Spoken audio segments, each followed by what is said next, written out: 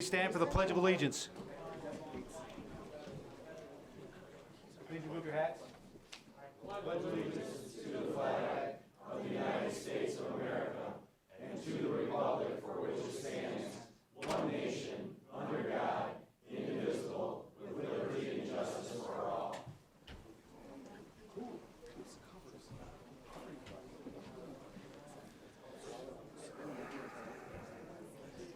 Item 3, I need a motion to adopt the agenda. So moved.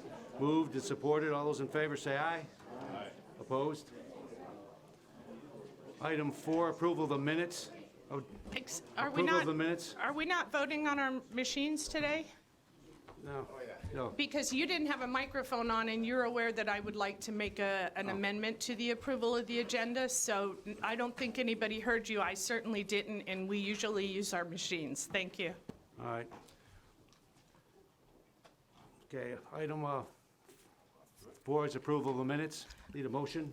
So we haven't voted on adoption of the agenda, so if we could have a motion and support and use our machines the way that we usually do, so that I can make my amendment, and it can fail if it fails, but at least I'll have an opportunity to make my amendment. Thank you, Chair.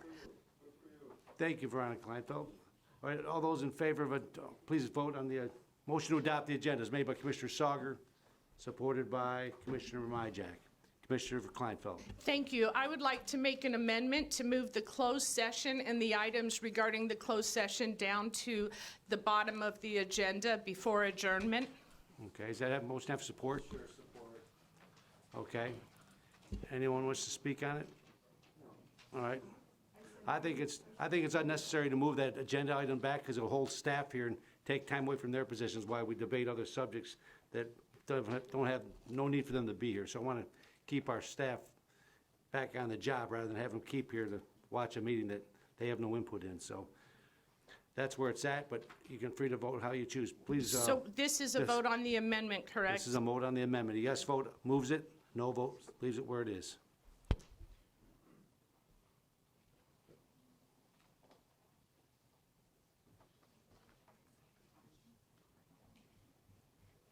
And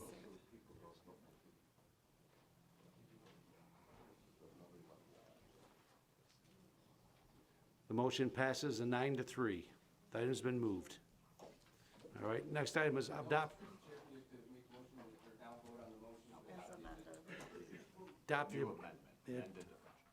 the agenda as amended. So moved. Support. Okay, please vote.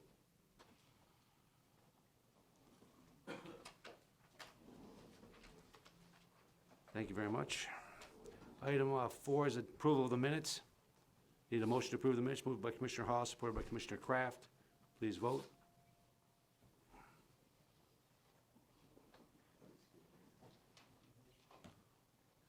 Item 5 is public participation.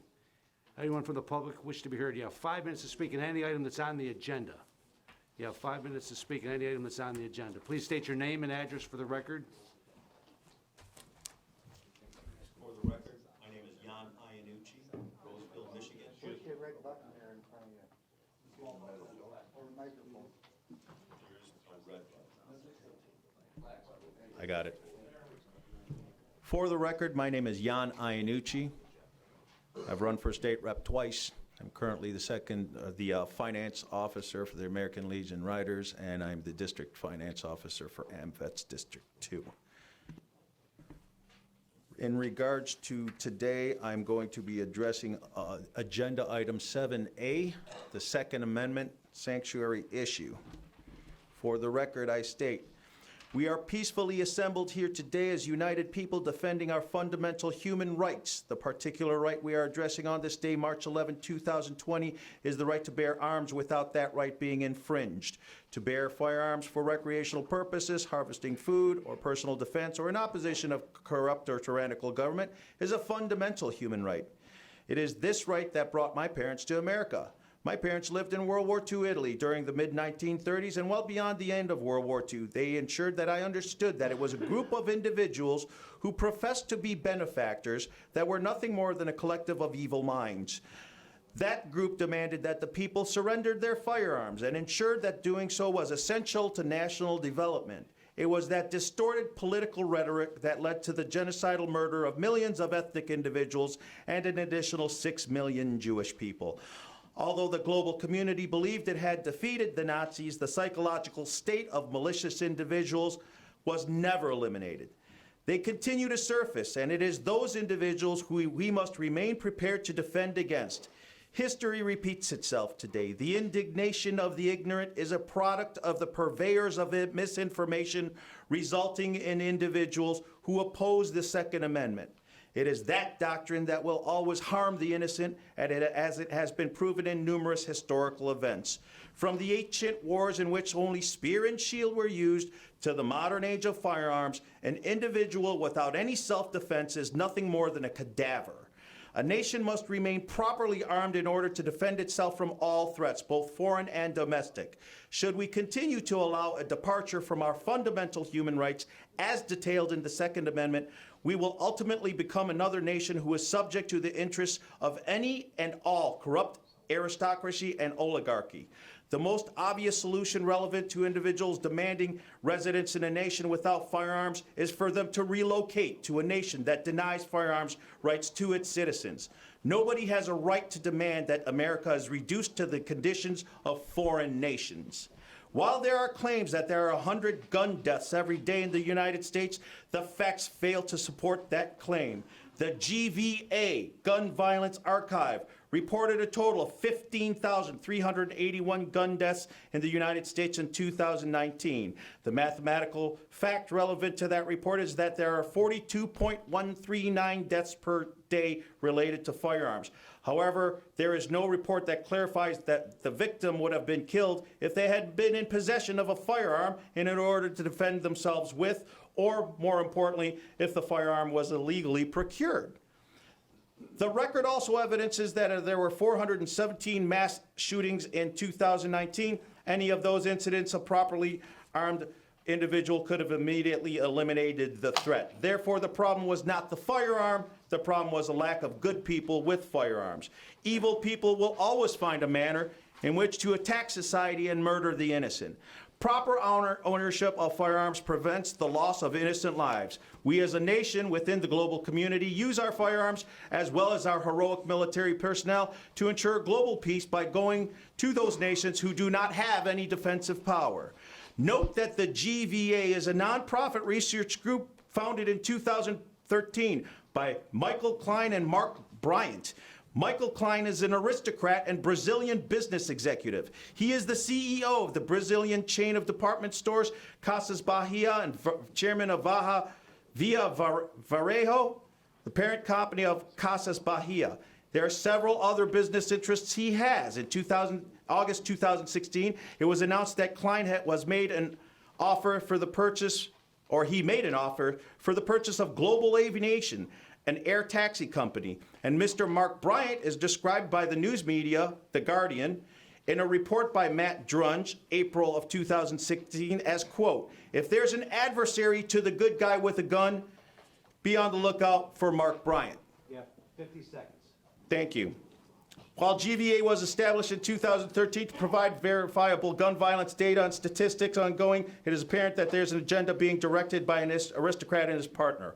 Relevant to the issue, we today address the history of what is referred as gun legislation, and we go to the Brady Bill and the 1994 federal firearms ban, primarily considered a win for Clinton and the Democrats. The House ultimately voted to overturn the weapons ban in 1996. The Senate didn't address the issue conclusively.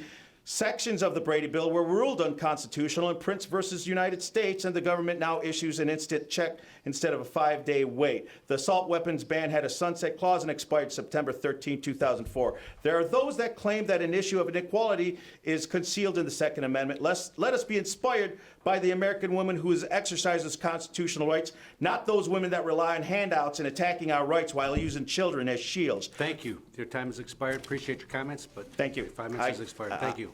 I bring Mr. Thank you. Thank you. I now bring Mr. Thomas Smith, who is chairing the amendment, or the legislation. Thank you, Mr. Iannucci. My name is Thomas Smith. Address Yes, 46586 Heathmore Drive, Chesterfield Township, Michigan 48051. thank you. You have 5 minutes. Let's talk about this resolution. This resolution, as all resolutions, are symbolic. They aren't laws and hold no power. This is not applied litigation. This is an issue of legislation. This resolution is intended to serve as a notice to law enforcement and our elected officials: do not enforce unconstitutional laws. Red flag legislation that is currently sitting in Lansing are some of the worst political agendas of our day. What our resolution does not do is change any of the existing state laws or create a dilemma for law enforcement to choose which laws to enforce or disregard. They do not provide protection from NFA violations, felonies, or any existing laws. To clarify, they do not create lawlessness or unsafe communities. If anything, they reaffirm the community's God-given rights. Red flag legislation violates not only the Second, but the Fourth and 14th Amendments, due process, and other constitutional elements under the guise of mental health and safety. Why do we put the word sanctuary in our Michigan for Second Amendment Sanctuary County's official resolution? The most resistance we have received so far from those county commissioners resisting us is they don't like us having the word sanctuary in our title and body of the resolution, which we are asking them to pass. It was explained to the Kalkaska County Commissioners on a previous Thursday, who voted 7-0 in favor, that they and most of America have been brainwashed by the media that the word sanctuary means refuge for illegal aliens who are here in our country and are safe from our immigration laws from being enforced against them. First point, they have no legal basis backing up their safe haven, which is the shortest definition of sanctuary. From our immigration laws, actually, we have federal laws against it. However, we are simply asking for a safe haven against future pending red flag laws introduced in Lansing of February 28, 2019. 3 bills in the House and 3 bills in the Senate sitting right now in the Government Operations Committee that will infringe on our Second Amendment's U.S. constitutional rights and Article 1, Section 6 of our Michigan State Constitution. Our concerns are also supported by the letter of our Governor Gretchen Whitmer, signed with 11 other gun-grabbing governors on September 10, 2019, which they sent to President Trump and U.S. Senate Majority Leader Mitch McConnell, asking them to pass these bills at the federal level. Finally, we simply want to take the word sanctuary back. We want it to mean something positive, backed by our constitutions, and stop the liberal progressives from continuing to brainwash our country with this word. In simple terms, sanctuary means preserve or safeguard. Sanctuary is found all over our society. Churches are sanctuaries. Many parks have plant or bird sanctuaries. A foxhole for our soldiers who are getting shot at, believe are vets, is a sanctuary. The liberals have their sanctuary for illegal aliens breaking our immigration laws. We simply want our sanctuary for something backed by our God-given right to bear arms, to protect ourselves, our family members, and our fellow citizens if necessary. These 2A sanctuary resolutions also work as an identifier for our local politicians as to who or who doesn't support unconstitutional laws, especially those that hold anti-2A sympathies. You have 1 minute. Their seats in offices can and will be targeted by political challengers, real constitutionalists, for the upcoming election cycle and years to come. County commissioners must pass a resolution as written with the word sanctuary or be replaced in this election year, period. I yield the podium to the next speaker.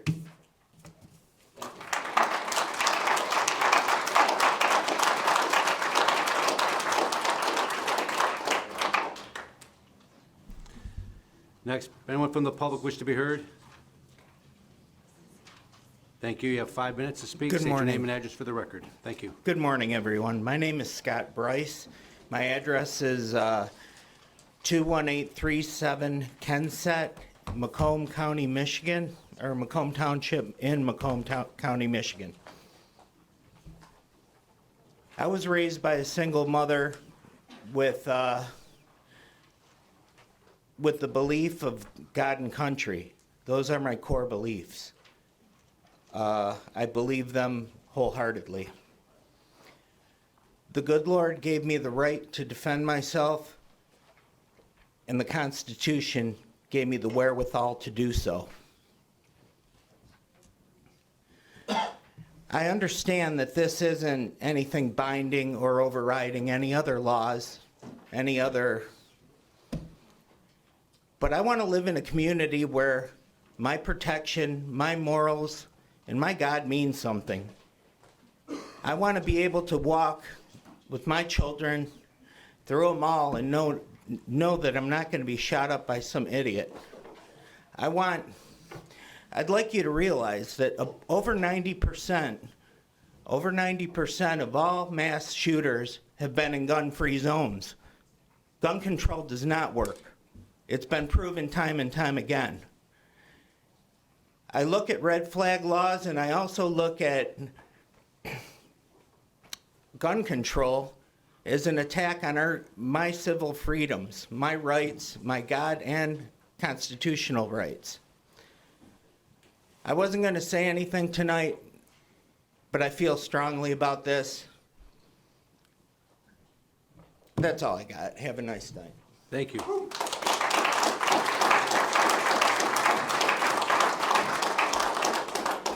Any other member of the public wish to be heard? Step to the podium. You have 5 minutes.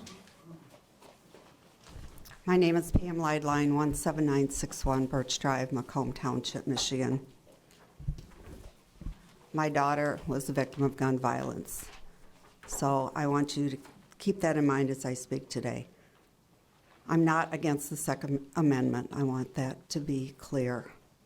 But gun safety laws are meant to protect American citizens and make for a safer community for all. Gun violence in this country kills 100+ people a day. This is in excess of 36,500 deaths each year. Another 200+ are injured every day. Polls show that 95% of voters support background checks on all gun sales. 85% of voters nationwide support red flag laws. As I stated at the January meeting, it is up to the Supreme Court of the United States to determine constitutionality of laws, not Macomb County Board of Commissioners. As some of you stated, you have sworn to uphold the Constitution of the United States as part of your oath of office. Restating your oath in the form of this resolution is unnecessary and redundant. It also was stated by a member of the Board of Commissioners that Sheriff Wickersham is not in favor of the resolution and plans to continue to enforce existing laws. Please consider the ramifications of such a resolution. The Macomb County Board of Commissioners has sworn to protect our country and our county and has an obligation to carry out the law, not obstruct it. Thank you. Thank you. Next member of the, anyone else from the public wish to be heard?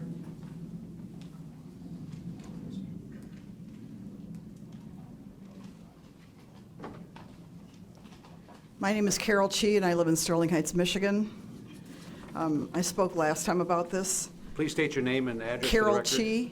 Carol Chi, Address? 35325 Moravian, Sterling Heights, Michigan. Thank you.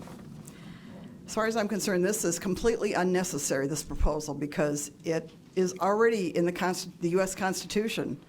The whole country is a sanctuary country for this. The whole country is. We have more gun deaths than anywhere else in the world. We have more guns than anywhere else in the world. We do not need this. We don't need this at all. It's really a very bad look for Macomb County. Thank you so much for listening. Thank you.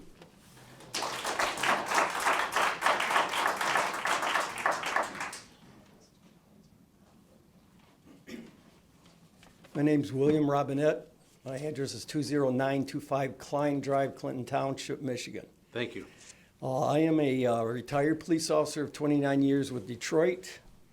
I was a previous death investigator for the county, and I'm also a scuba instructor, all retired from those. I wanted to give you a little story. something that I came across. I was invited to talk on at a elementary school 3rd grade class. They wanted to know about the underwater sea life. So with a lot of questions being asked, most of them about sharks, starfish, and mermaids. So it was a good talk. The kids were beautiful. While I'm giving my question answers, an alarm goes off over the school's PA system.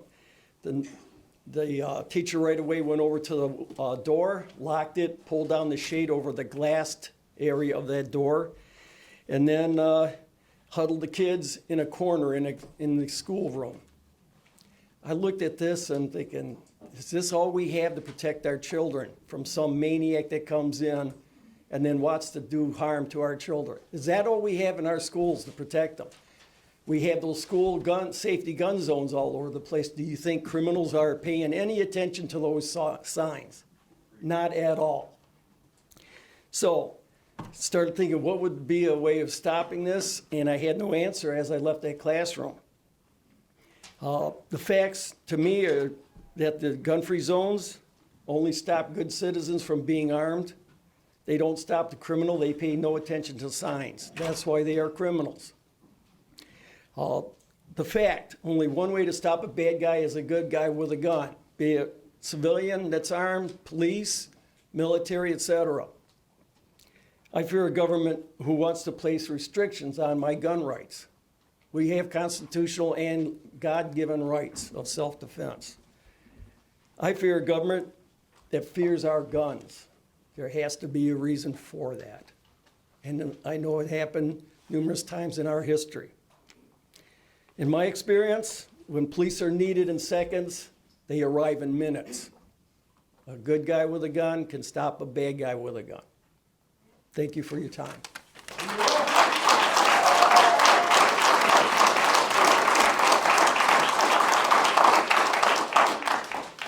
Thank you. Anyone else from the public wish to be heard?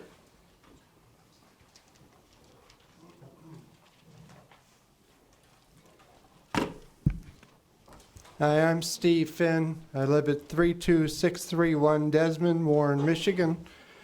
I strongly oppose this resolution. I'd like to see more laws that would protect our citizens more, one of them being safe storage. Law-abiding citizens, I don't have any problems with them owning any gun or all the guns that they want.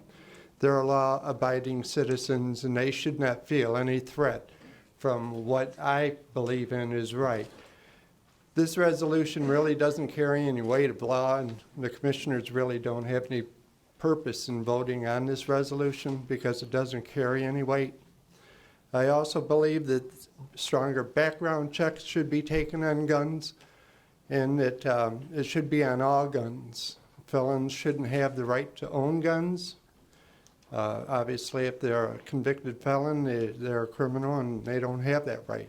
So I'm asking you to oppose this resolution. Thank you. Thank you. Next member.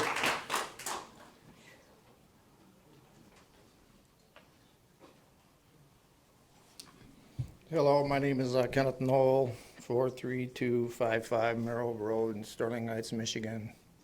I am a veteran. I fought for our country to keep and bear arms. Keep and bear arms is a good thing to keep the politicians from harming us. And I remember the oath was to keep our country safe from enemies, foreign and domestic. If you don't approve it, then that means you guys are the enemy. So please pass it. Thank you.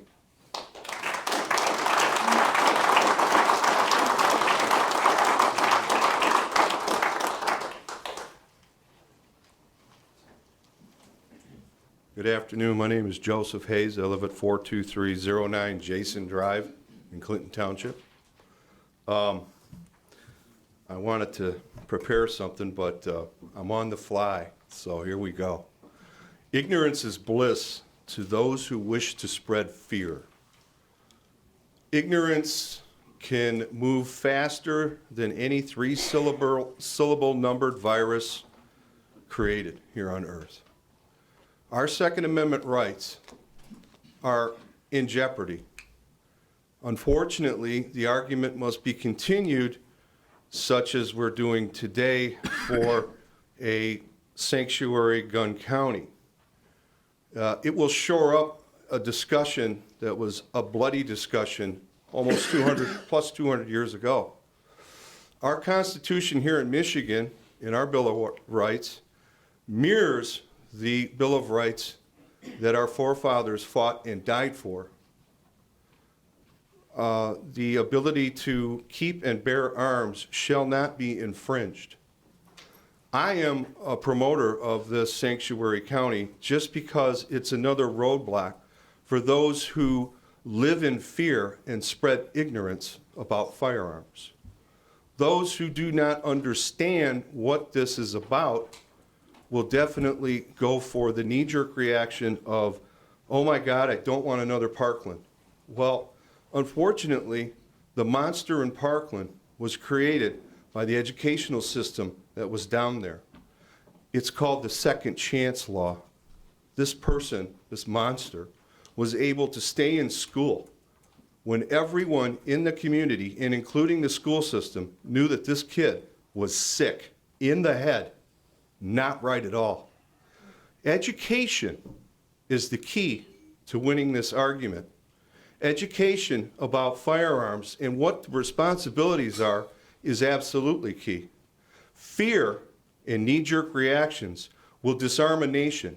And when we are disarmed, myself and everyone in this room can fall victim to tyranny in ways that only those people under Stalin and Mao Zedong would understand. And they're not here today because they were killed with the people with the guns, the bad guys. My name is Joseph Hayes, and I support this sanctuary county. Thank you. Thank you.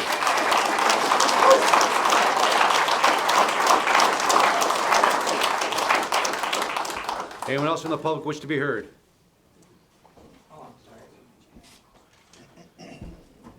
Good afternoon. My name is Robert Greiser. I'm at 41676 West Meath Circle in Clinton Township.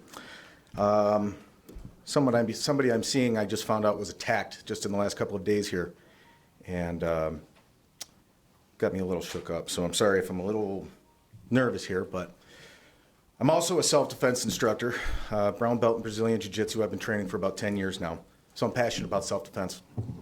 Everybody has their right to it. It's not a right given by the government, by anybody. It's given by God. It's a natural right, one that we're all entitled to. And the Second Amendment is very clear, shall not be infringed. Thank you.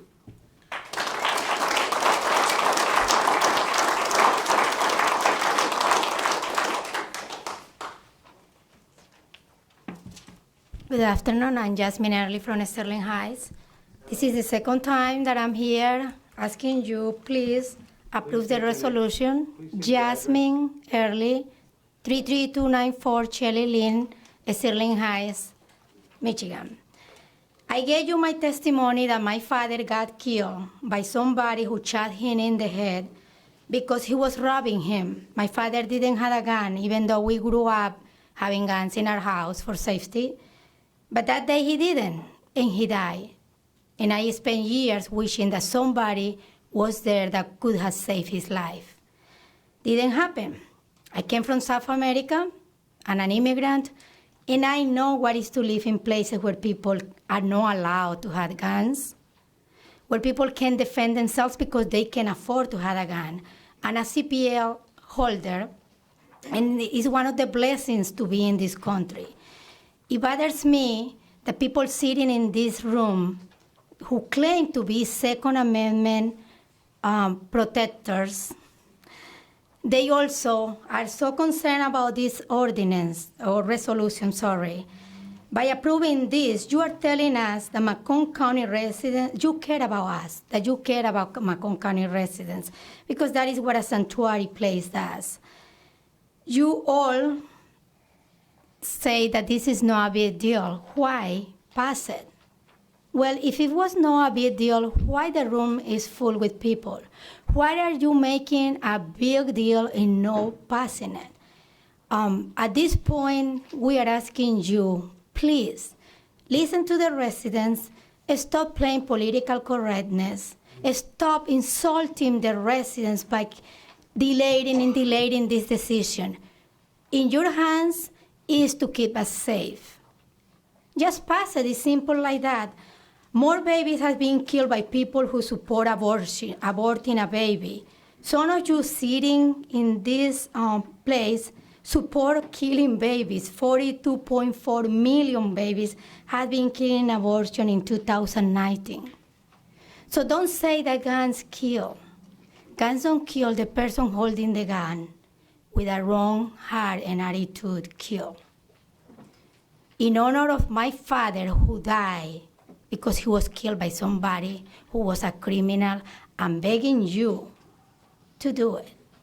I came to a safe country, and it's safe because people can carry guns. All we are trying to do is safeguard that the Second Amendment, and you should do it. Please, you always play your emotions. I'm begging you, in honor of my father, do that. Don't keep doing what you are doing to us. We don't need to be coming here over and over again asking for you to do the right thing for the people that you represent. Thank you.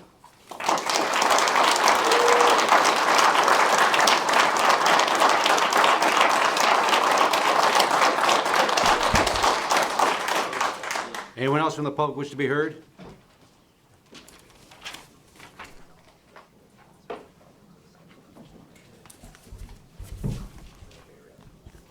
Hi, my name is Jeff JJ. I'm at 50660 Alden Drive in Macomb Township. I think we know the catalyst for all these movements. It started in Virginia. You know, people used to say the NRA, bought politicians, and then Mike Bloomberg's organizations outspent the NRA 8-1 in Virginia. So now both sides can be accused of buying politicians. And while both sides fight it out, there are little-known programs such as the public health model named Cure Violence, which has reduced gun violence by 36% in the Chicago neighborhoods it's been applied to. This program reduces gun violence, it does not interfere with gun owners' rights, and it's inexpensive. It's a win-win-win. If only all sides could actually work together to focus on combating gun violence instead of arguing. And I'm not against gun laws that keep guns out of the hands of convicted domestic abusers, career criminals, the mentally unstable. And despite the average homicide rate of the last decade being the lowest in my lifetime, and despite accidental shooting deaths at near historical lows, I also think the firearm community can do a better job of policing their own regarding safety and training. I'm an engineer, but I do remember one bit of information from my business law classes 30 years ago, and that is that new legislation should not be arbitrary or capricious. And I'm going to add to that that the legislation should also not be unenforceable. Just a few months ago, we saw what happened in a church in Texas, not long after Texas concealed carry laws changed regarding places of worship. As it turns out, I actually lead a church security team, including teaching active shooter training to the volunteers. It's purely a coincidence I carry the same make and a slight variation of the same model firearm that Jack Wilson used in Texas. I checked online, and that particular handgun does not make the California handgun roster for arbitrary reasons. Of course, that handgun's fine here. If I take that handgun in 9 other states, I can't use it to its full as-designed capability because someone arbitrarily decided that 10 rounds in a magazine's okay, but adding an 11th turns you into a criminal. Speaking of bullets, in a state like New Jersey, civilians arbitrarily can't use hollow point ammunition. Police can. Even though it can be proven empirically, this type of ammunition stops confrontations with fewer shots fired and has reduced risk to others from overpenetration. In the previous meeting where this Second Amendment sanctuary topic came up, one comment was that people were stupid to have firearms and unlock cars. I agree. It's also stupid for East Point to spend money on lawyers to defend a capricious ordinance which forces people to incriminate themselves and then punishes their own citizens for being the victim of a crime. East Point would be better off spending the money on a public awareness campaign on the subject. They might even be able to get former sheriff and current county exec Mark Hackle to help since he had a .40 caliber Glock stolen from his car. It should not be a surprise that because people come in different shapes and sizes, cars have adjustable seats. For the same reason, it's logical someone would invent an adjustable rifle stock. However, if you put this adjustable rifle stock on your semi-automatic hunting rifle, some politicians want you to believe you've somehow magically transformed it into an assault weapon, which is in reality just an arbitrary definition of furniture and accessories on any standard action. My mother-in-law is in her 80s. She lives in the same house in Warren for the last 50 years. She still gardens, she travels, and she drives. As you can imagine, the crime in her area is a little different now than it was 50 years ago. For her small and now aging frame, despite what Joe Biden says, a shotgun would be too heavy and the recoil unmanageable for her. Her arthritis would make shooting a handgun efficiently and accurately difficult. If she asked for advice on what firearm to use for self-defense, I would not hesitate to recommend an AR-15. I would want her to have something easy to carry, easy to handle, and easy to shoot accurately, which are the attributes that make the AR-15 the best defensive firearms available. Laws around the world for turning in guns, such as New Zealand, some states which have magazine turn-in laws, and recently the bump stocks, are considered failures by most people and unenforceable. People will say sheriffs should not be in the position of deciding what law is constitutional. You have 1 minute, sir. But they also should not be required to enforce laws which are unenforceable. When the day comes, and it will, because Governor Whitmer has already expressed support for them, that our state legislature wants to implement laws that are arbitrary, capricious, or unenforceable, the citizens of Macomb County want to know, will Macomb County leadership have made the opinions of the majority of their citizens known and already on record, or will you be silent and allow your citizens to effectively become criminals overnight? Thank you.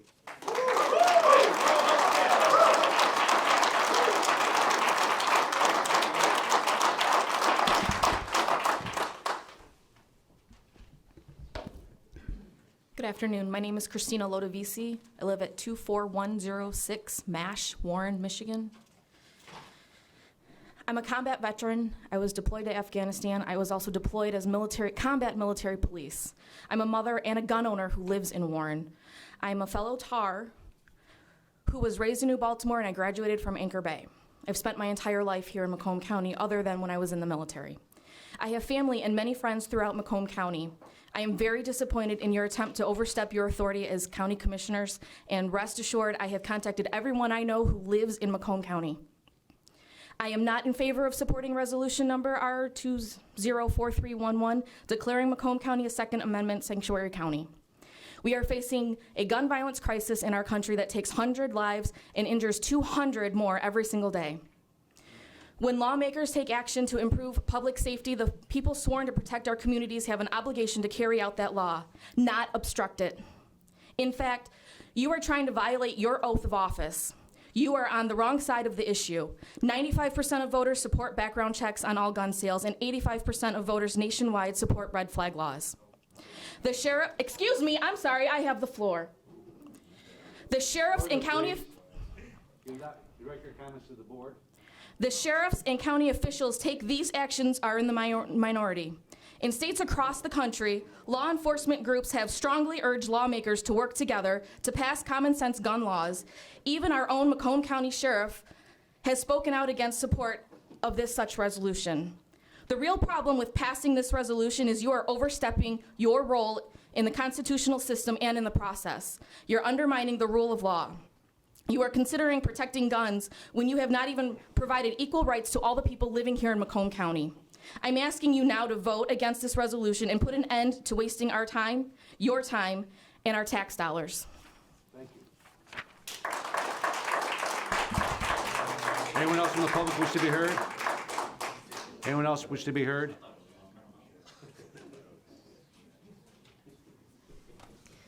Good afternoon. My name is Carmi Finn. I live at 32631 Desmond in Warren. The vast majority of Americans support common sense gun laws that help keep our families safe. A huge majority of Americans find it appalling that 100 people per day, yes, 100, are killed by guns, with hundreds more injured. And they are in favor of laws that will reduce those numbers while still protecting constitutional rights. Macomb County officials are sworn to uphold the constitutions of the United States and the state of Michigan. I believe it is safe to assume that they will do this, and are already doing this, without specific resolutions demanding that they do so for each individual section of those constitutions. We know that these Second Amendment sanctuary statements do not have the force of law. So passing this resolution does not accomplish anything to affect anyone's Second Amendment rights. Here's what passing this resolution would actually do.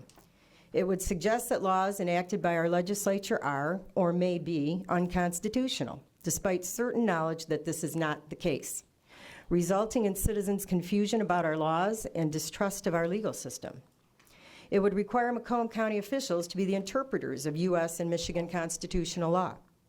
It would undermine confidence in the Macomb County Sheriff's Department. The department needs public trust to work effectively. That confidence and trust that our Sheriff's Department currently enjoys will be eroded if residents doubt whether county officers will enforce Michigan's laws.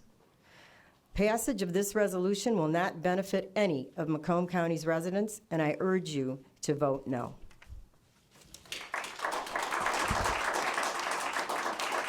Anyone else from the public wish to be heard? Please step forward. Hi. My name is Susan Baldiga.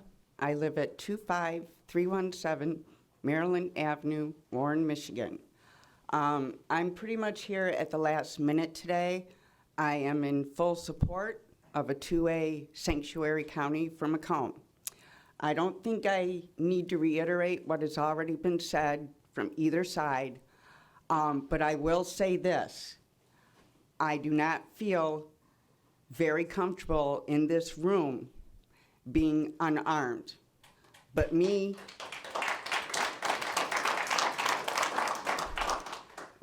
being a law-abiding citizen had to leave my handgun in the car. And until I am back in my truck with my handgun, I do not feel safe. Thank you.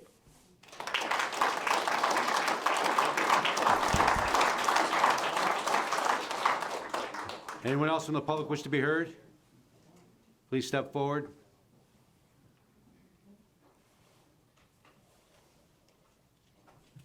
Hello, I'm Lori Snyder. I live at 27109 Leroy Street in Roseville.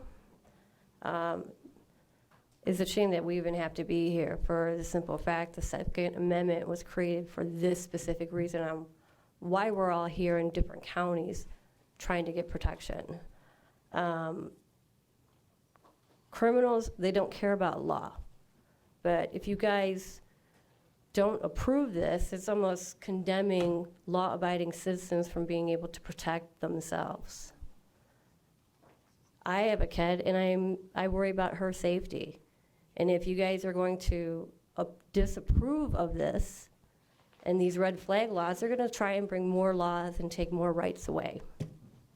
And I don't think that's right. I think we should always be able to protect ourselves, our families. That's all I got to say.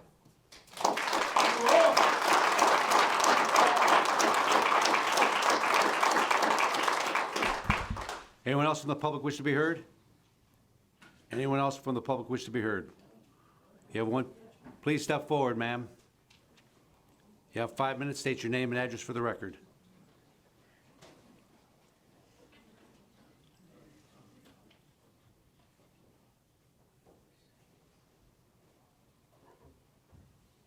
Well, I wasn't planning on this, but Melissa Webb, 19906 Waybridge Street, Clinton Township.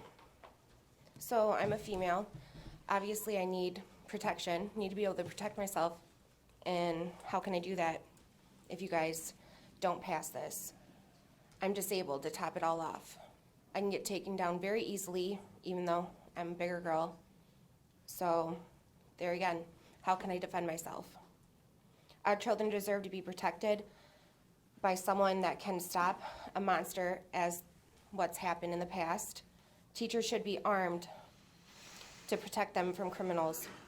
Criminals do not follow the laws, so why would you think not passing this would protect things from happening?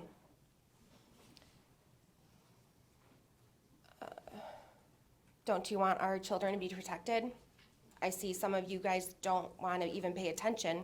Most of you haven't this whole time while we've been speaking. It's kind of sad that you guys don't care. But yet again, you guys want to take them away, take our rights away. That's all.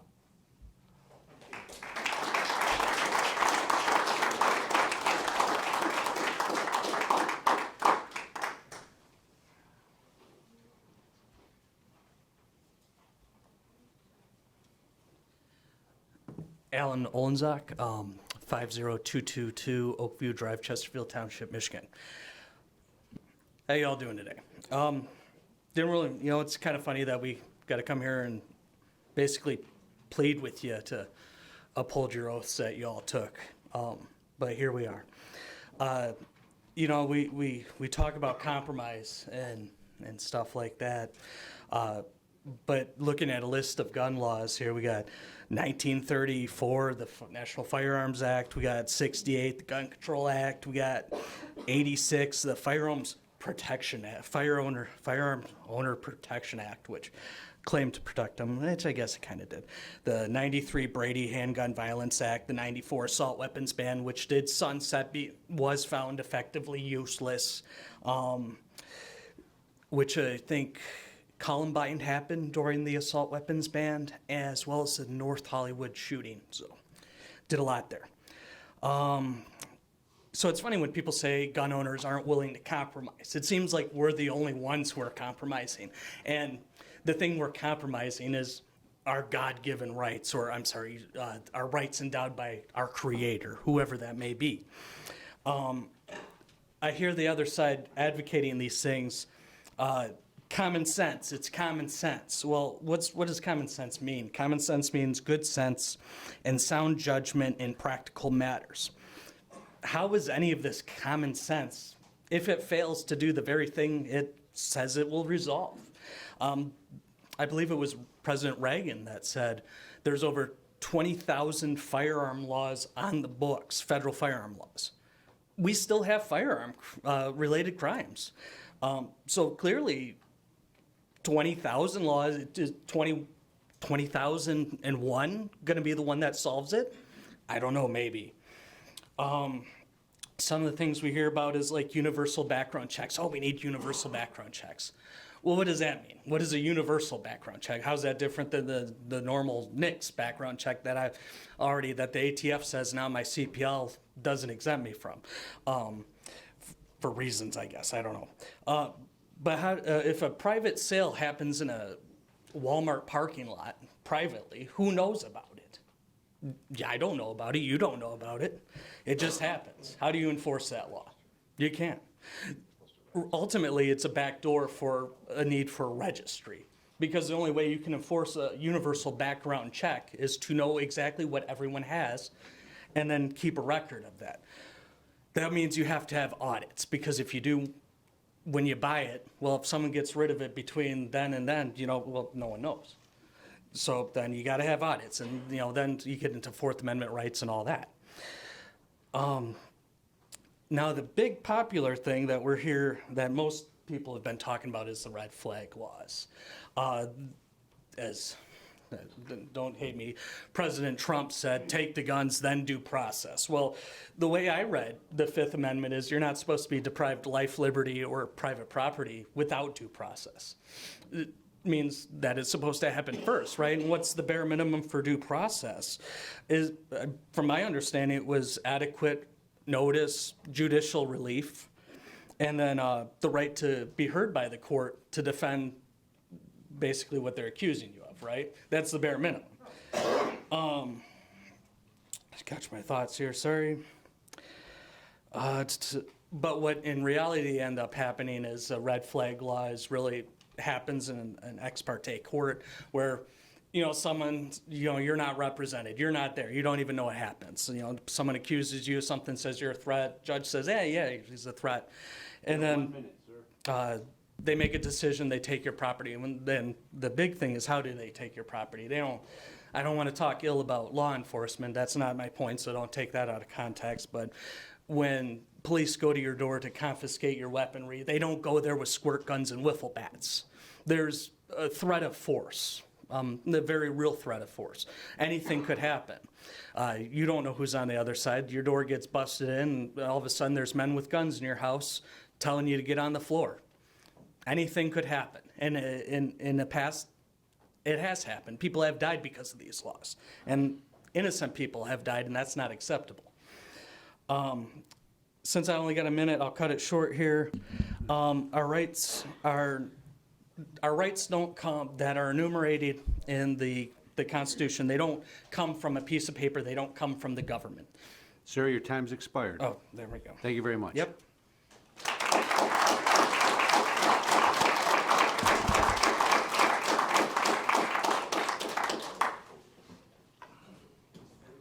Anyone else from the public wish to be heard?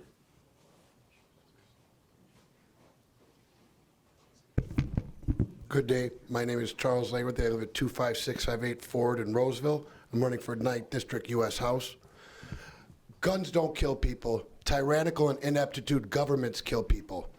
They kill people with their stupid laws, and they try to disarm the populace. If we had a completely unarmed populace, all this stuff would not be happening today. The Parkland shooting, all these things would not be happening. If we had laws on the books, which we already do, it's called the Constitution, that allowed people to carry their firearms everywhere they went. A polite society, our armed society is a polite society. You can continue to keep trying to take our guns, and we're going to continue to fight for it. But I can tell you this, that 1776 will commence if you people come and try to take our firearms. We, the people, will not allow this in our country. Thank you.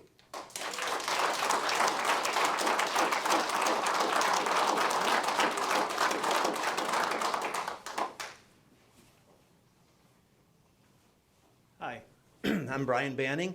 I live at 49051 Heath Place Court, Chesterfield, Michigan. Wasn't going to speak today, but let's face it, this law or what we're signing, it's symbolic. It really is. But it's symbolic to tell the people that are further up the chain, that don't talk to us, that don't understand how we feel about this, how we feel about the Second Amendment right. I would love law enforcement to take a look at the Constitution and enforce it. That it shall not be infringed upon, I believe is the phrase that it says. Interestingly enough, yesterday we voted, and the people who won are with the ones that showed up. The majority that showed up and voted, that was what ended up passing, the law of the people. Today, I think we're hearing overwhelmingly support for this Second Amendment right. And you know what? On this level, I called Phil Kraft, and I think it took him a half hour to call me back. And what I look at is, I can talk to him directly and say, you end up talking to my state representatives, you talk to the national representatives, you let them know that down when you talk to the people support a Second Amendment sanctuary, that it's very important to us, and we will continue to support it. I know most of the minds here are made up. They already have been. But if this does not go through, then the people that support it will take note of those who voted the wrong way and do what it takes to remove them. Thank you.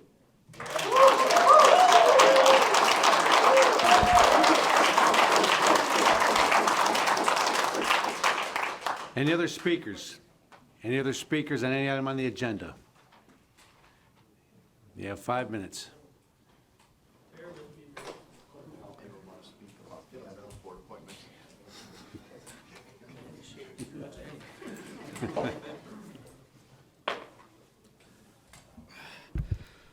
Good afternoon. My name is Bill Clift. I live at 24067 Virginia Drive in Warren. I spoke last time we all got together on this subject. I was in a little bit better shape that day than I am today, so bear with me. What I have to say is going to take less time than it took me to walk up here and walk back.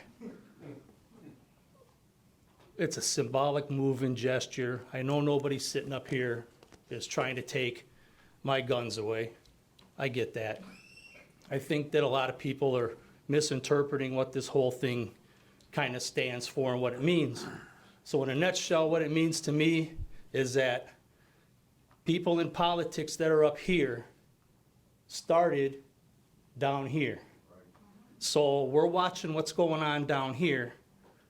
I mean, the hassle of what just went on in Virginia taught a lot of us a lesson that we got to watch what goes on down here to make sure that we're not putting people that want to do us injury, harm, or violate our rights, make it up here. Thank you for your time.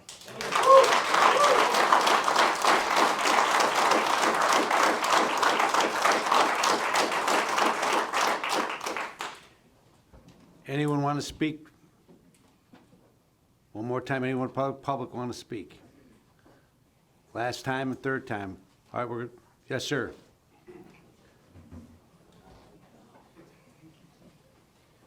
Greetings and thank you for the opportunity. My name is Paul Fuller. I live at 27134 Galassi Street in Chesterfield, Michigan.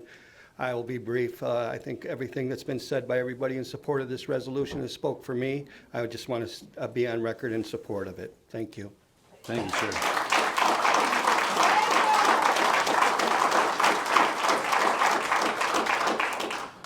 Anyone from the public want to speak? Anyone from the public? Yes, sir. Hi. My name is Jordan Rumble. I live at 44282 Bayview Avenue, Clinton Township. I'm 22 years old. I'm a younger person, so I'd like to represent the my generation of people, the people that are going to be, growing up in this world, getting older. I recognize the importance of our rights, the importance of the Constitution, and why it is so important and why we have to maintain our freedom. And the Second Amendment is the thing that maintains our freedom the most, which is why we have to take a stand and we have to protect it at all costs. Thank you. Thank you.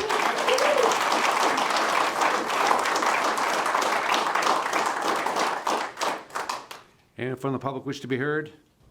Anyone from the public wish to be heard? Third and final time, anyone from the public? Seeing none, we'll close public participation. There'll be public participation at the end of the agenda on any subject. So we'll close public participation.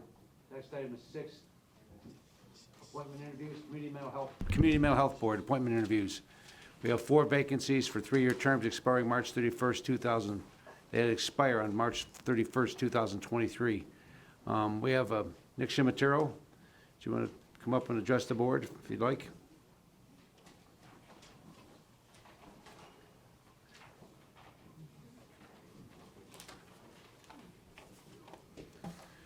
Good afternoon. Good to see you again. Good to see you, Bob. Thank you, Mr. Chairman, members of the committee. My name's Nick Shimatero, and I'm seeking reappointment to an additional 3-year term on the Macomb County Community Mental Health Board, where I've been a member for the past 12 years. I'd say I was going to be brief, but those of you who know me won't believe me anyways. Let me just quickly, though, go through a couple of points that I think are important. Our board has faced a number of serious challenges over the years, and we've been working intently to try to resolve those challenges. We continue to work to provide, to make every effort to provide services to people with intellectual and developmental disabilities, mental illness, substance use disorders, and we've now added autism services, and we're seeing expansion in the issue of services in the area of suicide prevention, leading cause of death among young people, and with the opiate crisis. We face several challenges in doing that because of reductions in general fund dollars at the state level and some internal problems among our own financial department, both of which we're getting under control. We've seen some addition in general fund. We got some additional in general funds thanks to the help of this board and the county with the state. We've seen some changes in Medicaid rate adjustments at the administrative level that are in our benefit. Hopefully that will help us restore some of the cuts in our benefits, which have put us back into a surplus in recent years. And our internal financing is being reformed because it needs to be reformed for a variety of reasons, with a number of suggestions from our Chief Executive Officer at the prodding and with the cooperation of the rest of our board. But there are additional challenges that we're going to be facing in the years to come. We've seen efforts to reorganize or change things dramatically at the state level. What was known as 298. I'm not going to go into the details. We were successful at preventing that, but we've now seen some new redesign proposals that need additional changes that we think some of them are good and some of them aren't. I'm working extensively on that through alliances with our state association, with providers, with advocacy groups across the state, and with the labor movement. I continue to work with a group that helped lead the town hall meetings for fighting the 298 reforms, and that was successful in doing that, but we've continued to meet to look for positive reforms, not just opposing proposals that come along. I'm a member of the Executive Board of the Mental Health Association in Michigan and the Advisory Board for Partners in Crisis, which is a coalition of law enforcement and mental health, recognizing the intersection between law enforcement and mental health issues, which I'm well aware of as a former Assistant Attorney General. That, along with my work as Vice President of the Retirees Association for AFSCME, and as a former, I retired a year ago, but I'm going to tell you I don't really call it retirement. I call it pseudo-retirement because I'm working with all of these boards and commissions, and I don't intend to retire from working and fighting for increased services for people around the state, especially in the mental health reason. I'd appreciate all of your support in the reappointment and be happy to answer any questions the board may have. Thank you. We have a couple questions for you. Commissioner Carabelli. Thank you, Mr. Chairman. Where are you guys at with that study on the authority? I'm sorry, I didn't hear that. Where are you guys at with the study on the authority? The resolution, actually I was the sponsor of the resolution creating the authority study task group. I have some reservations about authority, but I think it's worth exploring all of the possibilities. We had expected or hoped for a recommendation at the beginning of the year. We've extended that for another 6 months for additional study by a rather large task force. I'm sorry, A another rather study? large task force. The task force we created was designed to be representatives of providers, our employees, advocacy organizations, consumers, the county board, the county exec. The current and one or several others. the current one you're talking about, task force? The task force, yes. The current task force, and then Correct. you're having another task force? No, we just extended that task force for an additional 6 months as they continue their study. They haven't reported back to us yet. Now, how long has it been working on it now? About a year, and well, the original intent was to have it done in a year. There's a lot of detail involved in this whole issue. So the task force, we had asked for a response within a year, and then the task force asked the board for a 6 months extension, which we granted. Phil's on the task force. Remind me when we granted that, last month? Yeah, that was about a month or so ago. About a month or so ago. The task force asked us for a 6 month extension, which the full board agreed to. Thank you. So the short answer to your question is we should have some sort of a response or recommendation. The decision isn't ours. The decision is yours. So by June, we should expect something back? Either a recommendation or Just an explanation of the different options and what you should. But the final decision as to whether we become an authority or not is a decision of the full Board of Commissioners. Understood. Thank you. Thank you, Commissioner Carabelli. Good questions. Commissioner Kleinfeld. Thank you, Chair. The decision ultimately to bring somebody in to actually take a review of the finance areas was actually at the prodding of this board. Sure. After our audit, and we brought in people from your board and the auditors and sat down and had a discussion. So it was initiated, in my opinion, it was initiated at our level. It was not initiated at the board's level, which is a concern to me because it tells me that that problem had existed for some time. We, by the same token, we went through this 1 year. We have money. The next year we're 10 million short. The next year we found it. Don't worry about it. And I'm worried about it. So I don't know where things sit. So my question for you is, if you find out that you are not where you think you are financially, or you take a big hit, I mean, everybody's focusing on community mental health, so hopefully that doesn't happen, but if you take a hit financially, are you prepared to do whatever it is you need to do to balance your books so that it doesn't land on the county? Because your department, because it is so big that it's big enough that it could sink Could eat us. Sure. Let me respond to that in two ways. Number one, a number of us on the board had been pushing our administrators just along those lines, even before we became aware of the specific audit exceptions that you're referring to. So we're grateful that you were able to get through, because I, for one, at meeting after meeting, was saying, what is this? One month we're $10 million to the good, and next month we're $10 million to the bad. Something's wrong here. And so the new CEO has put together a proposal. We've discharged our finance director. In fairness, part of the problem was we've gone through 4 or 5 finance directors in the last 6, 7 years. And we were aware of the problem, and we're pushing for more answers from our administration. I believe that the cuts we made, and many of those cuts were problematic. We would like to restore some of those services.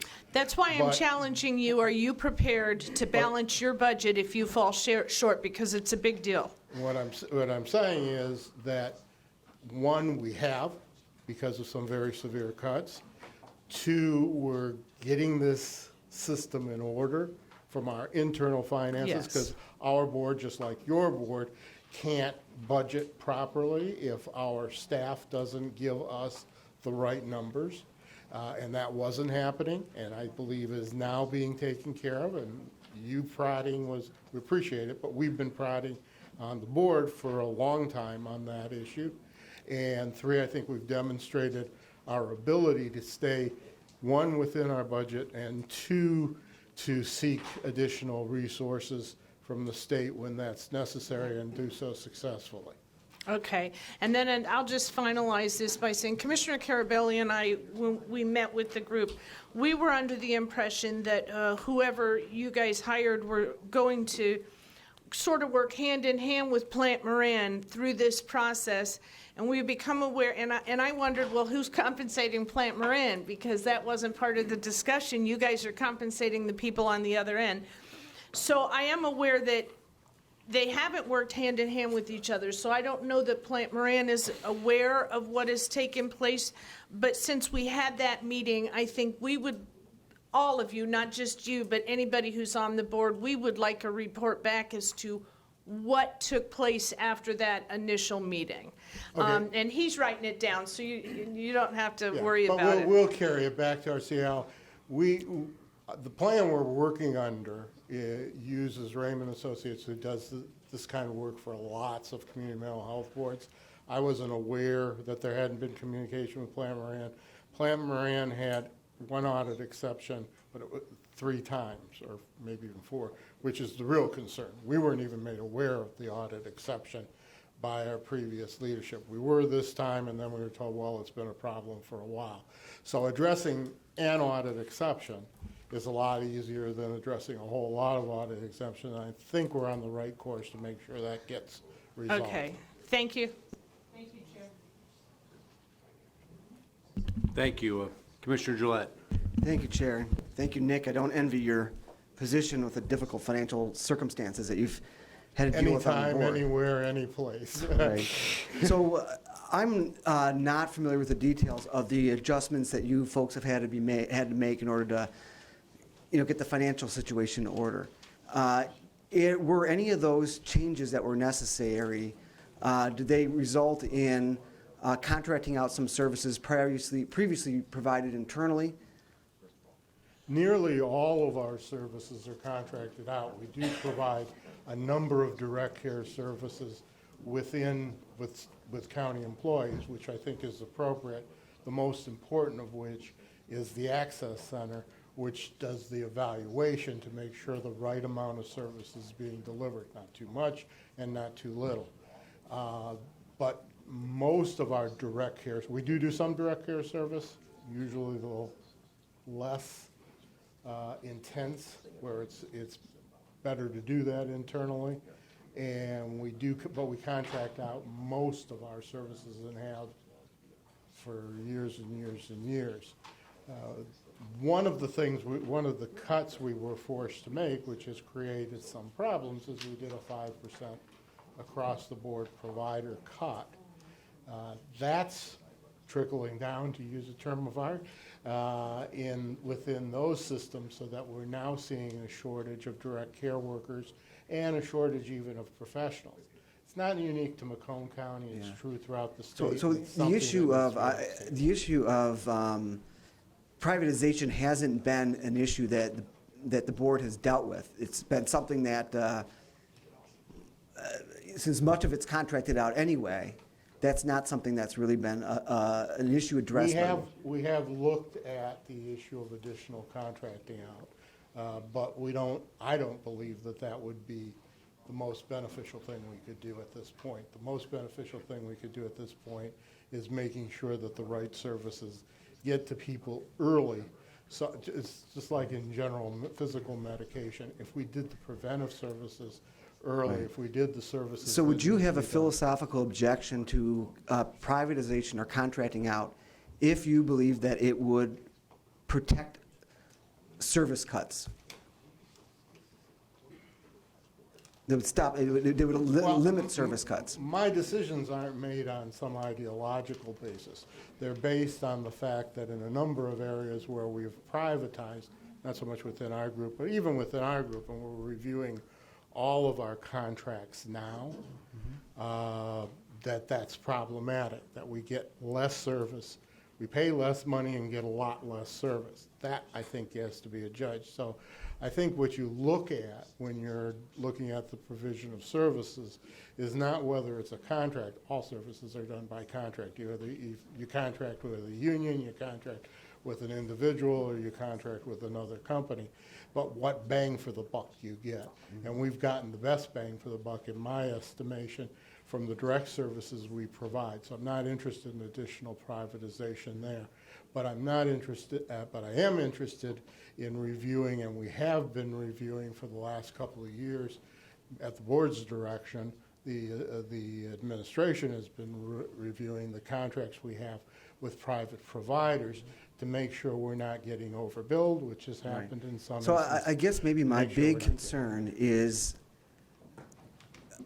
that your priority is going to be providing the best services we can At the to best these possible cost. at the best possible, the best services we can, the best possible cost, even if that conflicts with ideological ideas that we may have. In other words, you've spent a long time representing unions and advocacy on the back.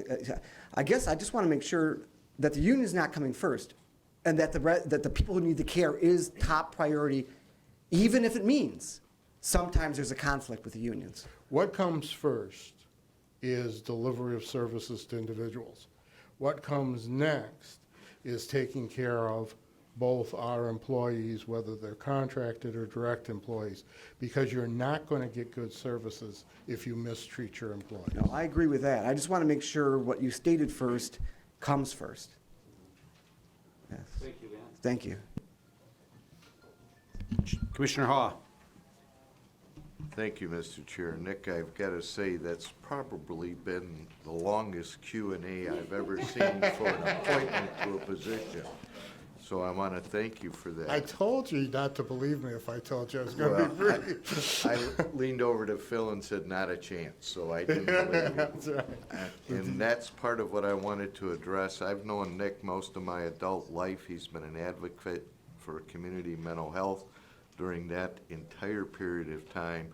I know there's a lot of issues over there, and Nick always takes services and commitment on any issue that I've ever seen him involved in. So I would strongly endorse his appointment to the board. Thank you, Mr. Chair. Thank you, Thank you Commissioner to my Haw. neighbor. There's a lot of scrutiny on what's going on over there because of the major financial mismanagement, we'll say, that happened on that board. And like it or not, the board members are in charge of overseeing that operation. And somehow, for whatever reason, that thing jumped off tracks in a major way. It caused us serious concern, and it's not out of the woods. And your service has been long, and diligent as Commissioner Hawes. I've known you a long time. You've always been there for the community, so don't be offended by the questions we're asking and the depth of questions we're asking, because they're serious questions, and we still have more, but we can't take all day to ask you them. Yeah, let me just say, one, I'm never offended by questions because that's your job, and I've sat on the other side of the table on these sorts of things as well, and do at the board level. And I want you to be aware that our board has been working really closely with our administration to resolve, I think mismanagement is the wrong word, but there's been some real serious communication problems between our finance department and our board and our administration. And in fact, it was probably a year before it actually happened that I looked at the CEO and suggested that there were some fireable offenses. And those of you who know my union background and my work with labor movement know that I don't use that term haphazardly. Okay. Well, thank you for coming, and appreciate the opportunity to talk to you about this, because your experience there is important to us. Thank you. Thank you. Next on the list is Christopher O'Connell.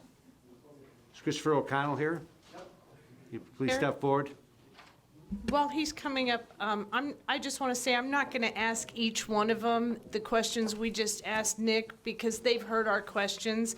I just want Nick to know that's not because we're focusing on him, it's just because he went first. Thank you. Thank you, Nick. That's true. That's Thanks, kind of what I Nick. Appreciate that. should have said that. Thank you. Thank you. So I'm Christopher O'Connell. I'm finishing up my third year on the board, and I am seeking reappointment. And I think back to my very first community mental health meeting. The room was packed much like today.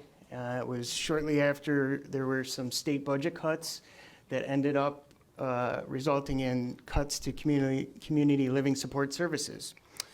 So our hearing of the public lasted more than an hour, and it was a series of consumers and their families coming up, obviously expressing their discontent with the loss of services. Individuals related their stories, their heart-wrenching stories of how these services are critical to their lives and being able to live a normal life. And we even had families calling us names or telling us we should be ashamed of themselves. And I remember leaving that meeting thinking, what did you get yourself into? But as brutal as it was sitting through that meeting, I did learn several important lessons. First of all, it demonstrated to me how extremely important these services are to the consumers and their families. It was also a sobering reminder to me that each decision, each agenda item that we consider at our meetings, there's a person at the end of that decision and that action item. And one way or another, they'll be impacted by that decision. So to me, it helped me realize these decisions need to be very carefully considered. They need to be respected. They need to be thought about very mindfully. And they need to be reached responsibly. I never imagined how complex the community mental health system was prior to my time on the board. And there's definitely been a significant learning curve for myself regarding the structure, and it took me a while to be able to meaningfully contribute to the conversations because I was trying to figure out what was actually going on. But over the past 3 years, I learned a tremendous amount about state and county politics, maybe more than I want, advocacy, budgets and policies, and the logistics surrounding the delivery of mental health services. So in addition to the routine work carried out by the board, I've served as a liaison for Macomb County Office of Substance Abuse Advisory Board, and have chaired the personnel committee that was responsible for installing our new CEO and negotiating his contracts. So as a physician and a healthcare executive, I'm well aware of the importance of these services to our patients and families and the overall scarcity of much needed resources across the board.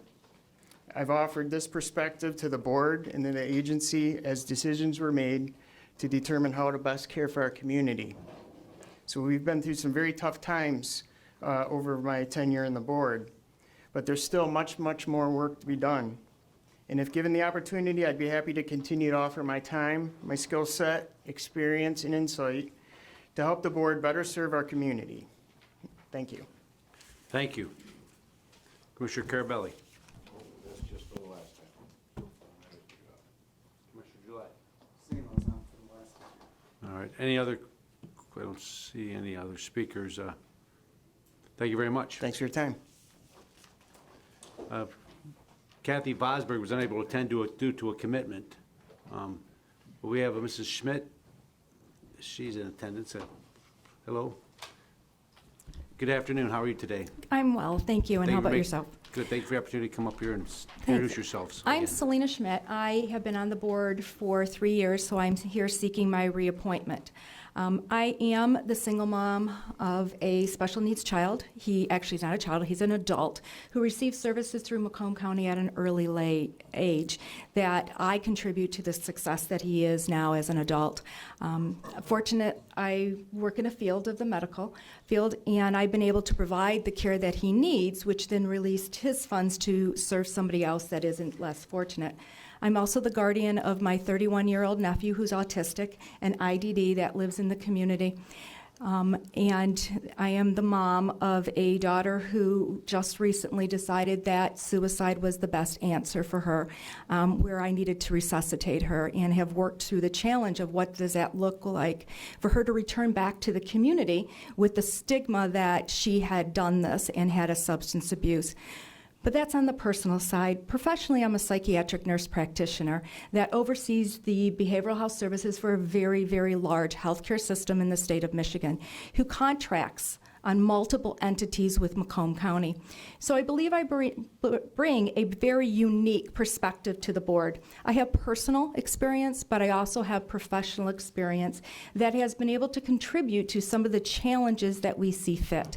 I've been able to bring what is going on with the providers in the community. What do our people really need in our community that we care for in the emergency rooms or in an outpatient setting, whether it's mental illness, substance abuse, or disability. I sit on multiple committees, Michigan Health Association, working on integration, and what does it look like? You know, we have to meet the needs of our patients behaviorally, because every dollar we spend on mental illness, we save $6 on the medical side. And so if we fail to meet the needs for the behavioral health, then the medical side is just driving them back into the emergency room, and they're falling through the cracks. You know, I sit on Michigan Protection and Advocacy and chair the PAMI committee and suicide prevention. I'm very involved with Kevin Song. So I bring those type of experiences to the board. You know, we have come over the last 3 years. When I came onto the board, like Chris, I sat in the audience. But I have seen it. I've seen it in the emergency rooms. I've seen it at conferences, the struggles that we have.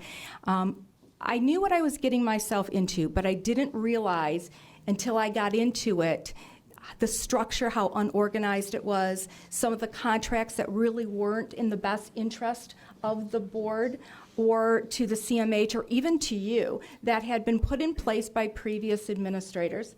And as we sat down and started demanding answers that we weren't getting them, eventually the leadership changed. And the new leadership came in. We have, you know, like Mr. Shimaturo, we have asked those questions. We didn't understand the budget. It made no sense. We demanded special work groups and came back and kept saying some of the contracts don't make sense. Some of the contracts we have not reinstituted. We have let them go and sought out other. There are some very large contracts that are out there that we need to work on. They are not in the best interest. We could provide services in a different way that meets the needs of multiple people that don't ever see them now. So I'm here seeking reappointment, and you know, given the chance to keep on following through with this, what we've started, and to see where it can go. Thank you. Any questions? Mr. Chairman Smith. Chairman Smith, go ahead. Hi. Hi. So you just brought something up that I wanted to touch on, and I don't need you to talk about it today, but I'd like to hear about that, assuming that you get reappointed, about these large contracts that you think are not serving enough people in different ways that you think. And also I'd like to hear how the board is actually receiving your you know, because sometimes when things are a certain way for a long time, people just have a little resistance to change. So we'd really like to hear from this side if that's happening, or if it's a group effort to try to change all of this. But you don't have to tell me right now, because this isn't, you know, the CMH meeting. But at some point I'd like to have you back, and Phil's probably taking notes on this too, and just to hear about that. I would be glad to. Whenever you would like to have me back, I'd be glad to sit down, whether it's in a public forum or, you know, some other type of forum, to discuss some of them. And I have brought them up. Our CEO is very receptive to it. We are going to look at some of them because as a provider, we're not getting what we need from some of these contracts, and our patients are not being served the way they need to be. Great. Thank you. You're welcome. Thank you. Anyone else? Thank you very much. Thank you for coming. Thank you for your service. Next is Holly Hale.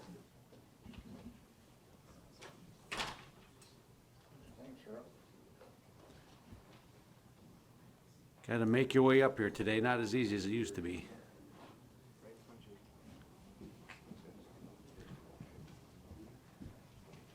Hi, Thank you, I'm Holly. Dr. Holly Hale.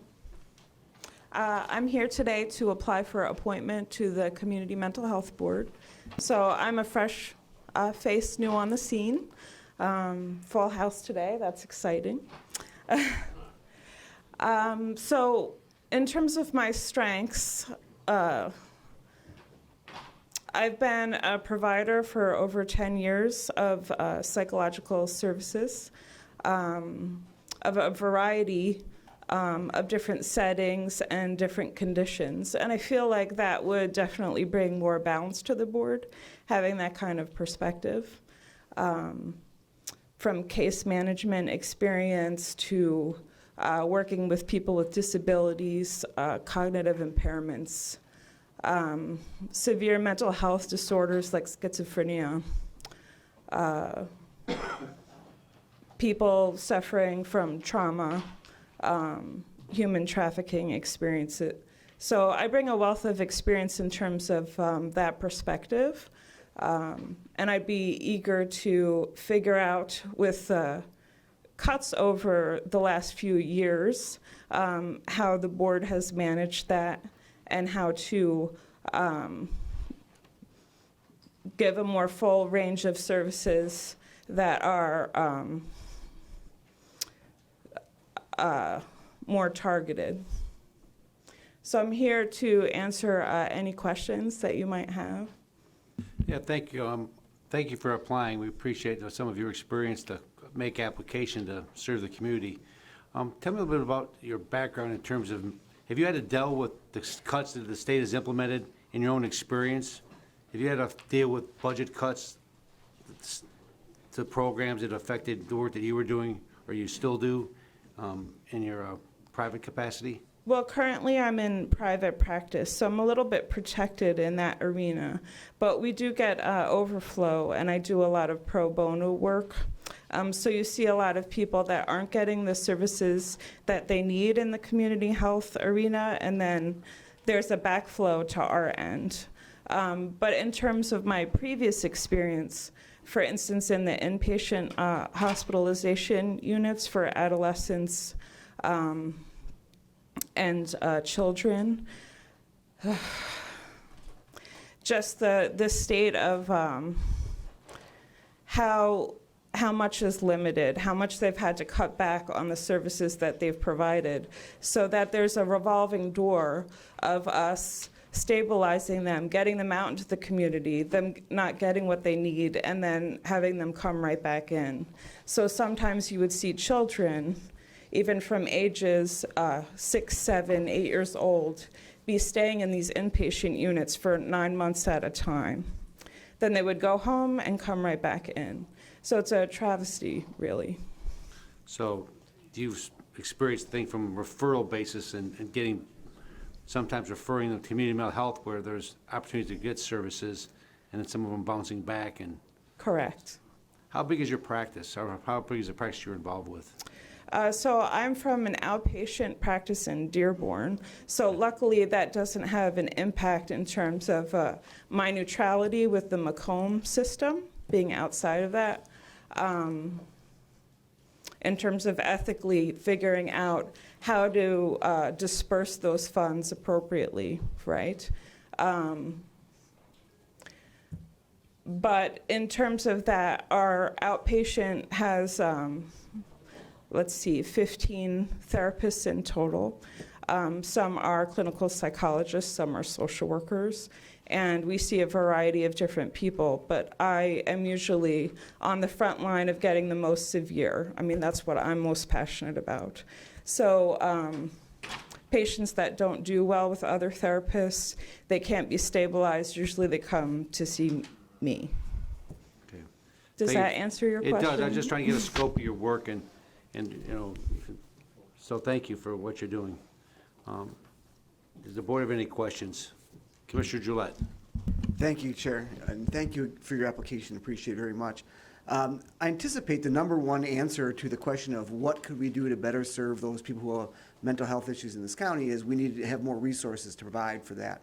So given that is the preferred solution, in a universe where right now we're dealing with very limited resources and have had to deal with significant resizing that results in finding ways to cut things as opposed to dedicate more resources.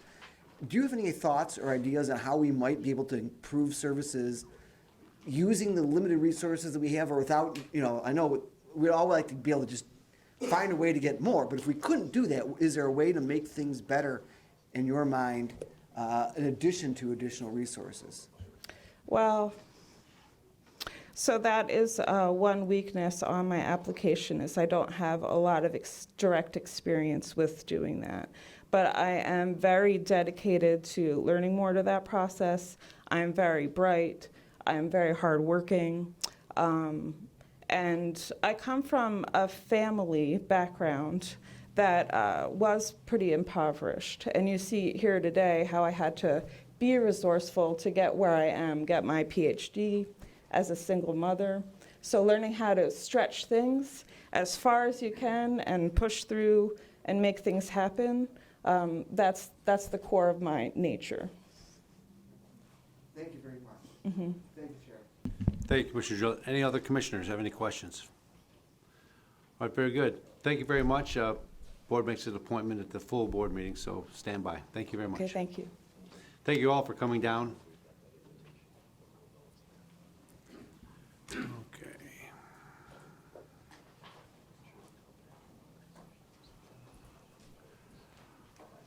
All right, number 7 are resolutions. We have a resolution 7A. What's that? What's that? No, scope. Ethics. Pardon me, almost forgot. How can I forget my friend, the ethics board? We have a Don Ryan Boyer. Please come up and thank you for your years of service, and thank you for applying again. Thank you, Commissioner. We're better for it, no doubt. Right. Before I have an opportunity to answer any questions you might have, it really has been a privilege and an honor to serve on the Ethics Board for the last 10 years, and I respectfully am seeking another 5 years to serve. It's been 26 years ago since I retired from the Macomb County Sheriff's Department, and I want to continue my relationship with the county. More importantly, as insofar as the Ethics Board, I really want to publicly thank Chairman Smith, County Executive Mark Hackle, and Corporation Counsel John Chapka for the close collaboration and working in conjunction with one another, and the board subsequently approving the update of the Ethics Board, ordinance number 5 of 2019. It's a significant improvement over the previous ethics ordinance, and on behalf of the Ethics Board, I would like to thank you for your work in that regard. Insofar as the Ethics Board itself, given the former ordinance, We had some difficulty in terms of implementing and carrying out the mandate of the ordinance, and more importantly, the mandate of the county charter. But we continue to do so, and now with the implementation of the revision, the updated ordinance, the Ethics Board is looking and currently working on a couple areas: improving the rules of procedure, which is incorporated in the ordinance. Also, we're engaged with Human Resources and Labor Development to develop an online training program for all Macomb County elected officials, appointed officials, and general county employees, so that they're well aware of what the new ordinance is and to carry it out, and then also to publicly share the conditions of the ordinance, because there is a lot of misunderstanding in part of the public who don't really understand that it just pertains to employees of Macomb County, appointed employees and elected officials, as opposed to various cities and townships and so on. The ordinance does not apply to those at all, but the general public seems to have an understanding that it does. So the Ethics Board feels the responsibility to engage in public education as well in terms of what the ethics ordinance is about. With that, I'm not sure, Mr. Chair, if there's any questions or concerns you might have. Commissioner Gillette? No? Commissioner Sauger? How many years you been on here now, Don? 10 years, sir. You're a real an asset to that board. I'll tell you, you are an asset to that board, and thanks for your service. Thank you. Thank you, sir. Any other questions from Mr. Ambor? Thank you very much. Thank you. We'll be in touch. Okay.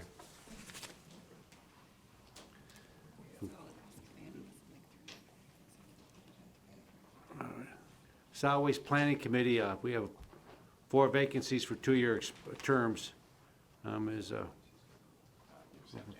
Is there anyone here from the Planning Committee here? Well, Ron Trombley, Clyde Gilby, Lori Barnwell.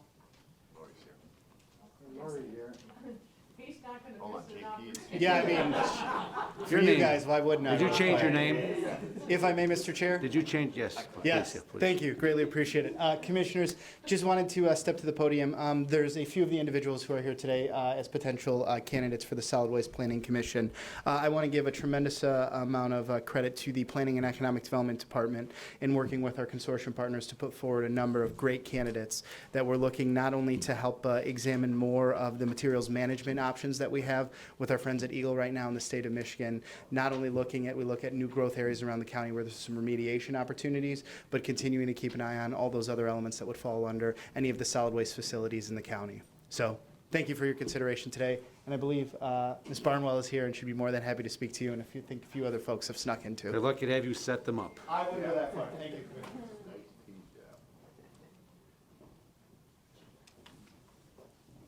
Good afternoon. Hello. My name is Lori Barnwell. I am an applicant for the Solid Waste Committee. I'm also the treasurer of the City of Warren.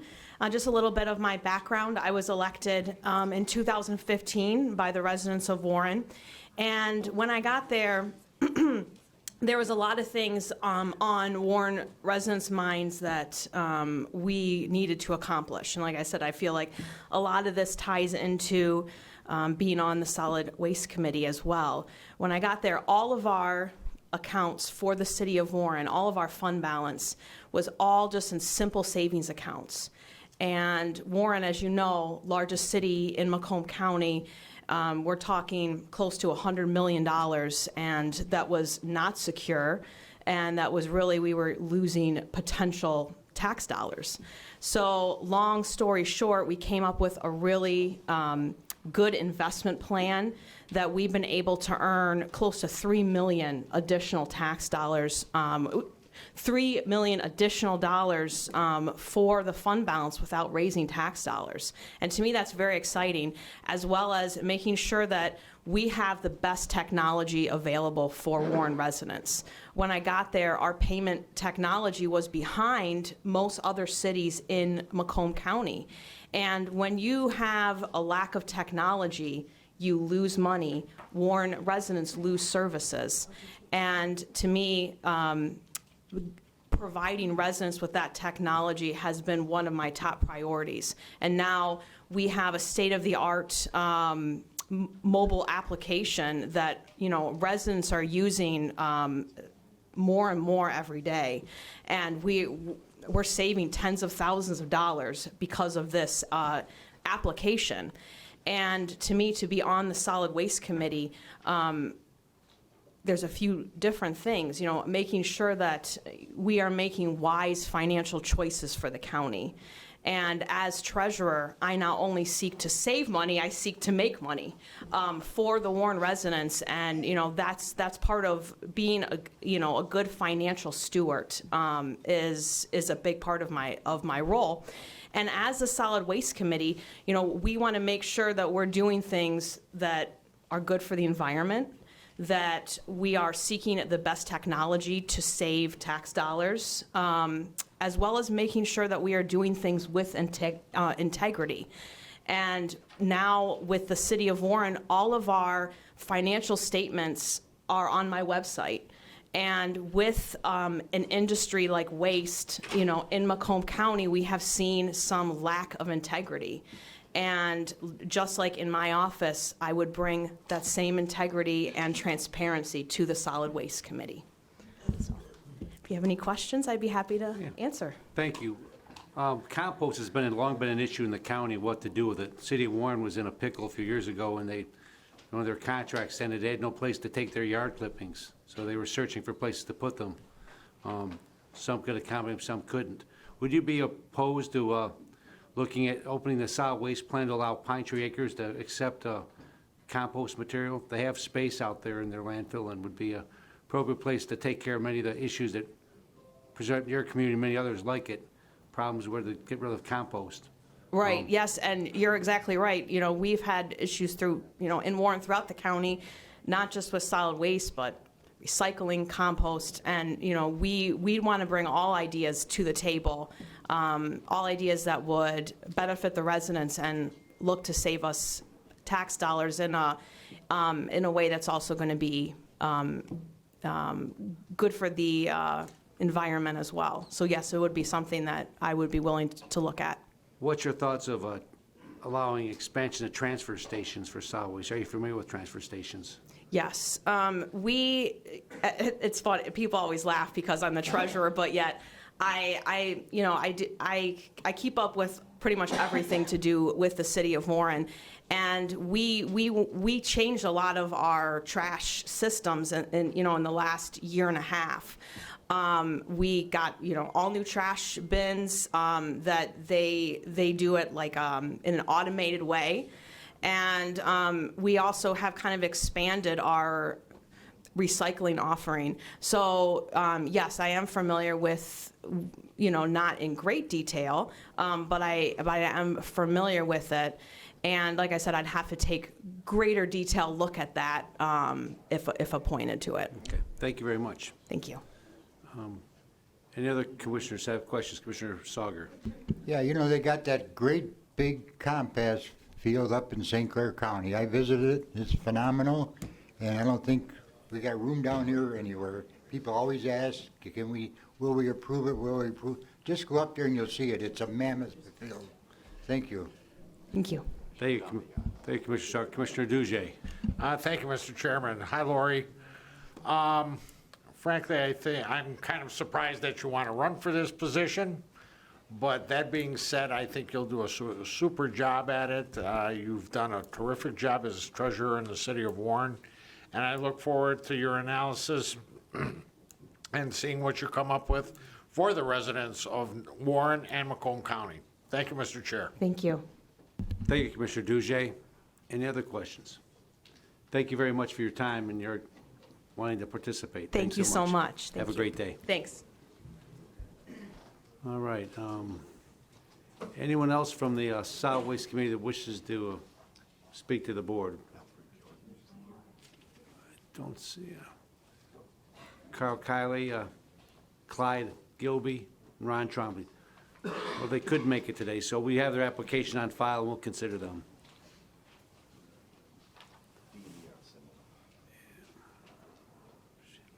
Lost my agenda here.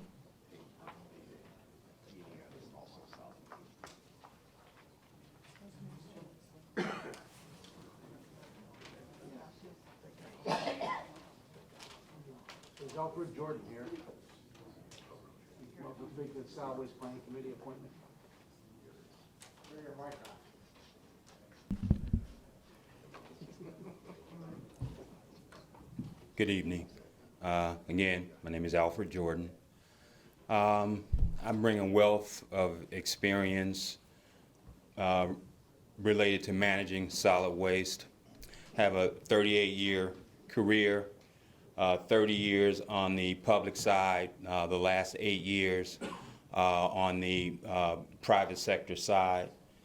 That experience ranges all the way from a garbage truck driver, laborer, up to director for the Department of Public Works in the city of Detroit, and 6 years in that capacity. Currently, I'm a consultant to Green for Life Environmental Incorporated, which controls and manages and hauls a significant amount of material here in Macomb County. If you'd have me, I'd be glad to share and bring value from my level of experience to the Macomb County Solid Waste Committee. Thank you. You heard the questions asked the previous person, so I won't ask you again. Just keep those in mind. Any other commissioners have any questions? Thank you very much. And Ann Brassey? Don't see her here. Okay. All right, so we'll close those appointments and consider them at the full board meeting later this month. Item 7 is resolutions. We have item 7A, a table item from a previous meeting that was a resolution declaring Macomb County a Second Amendment sanctuary county.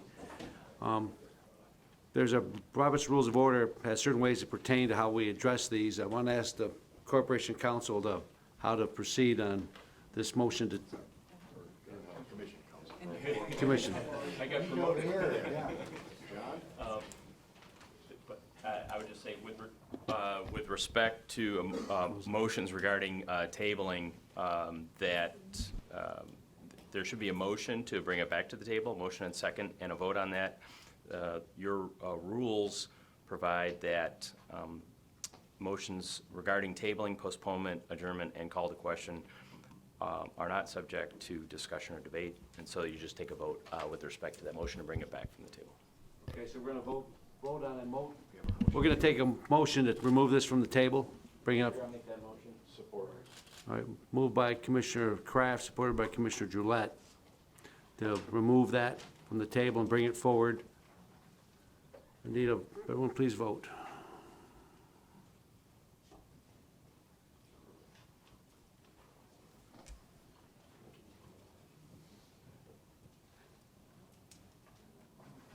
Commissioner Sauger? Mark, it's safe. Safe.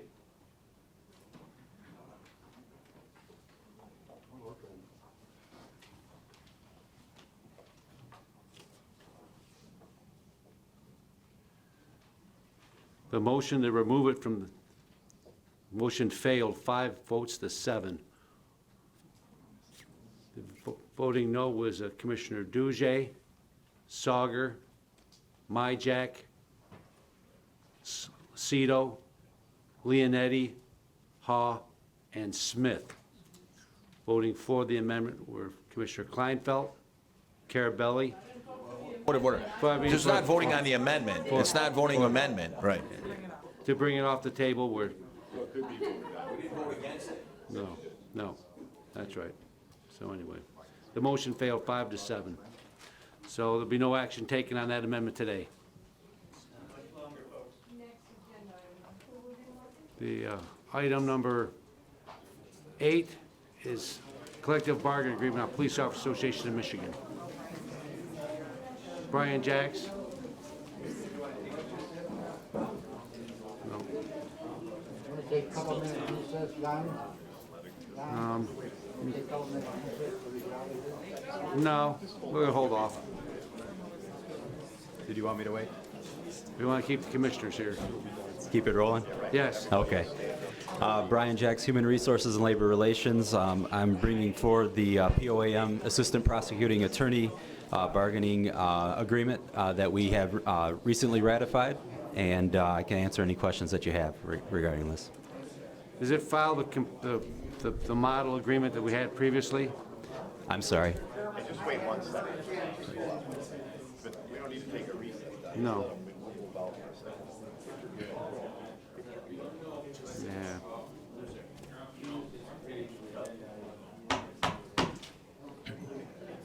Go ahead. Yeah.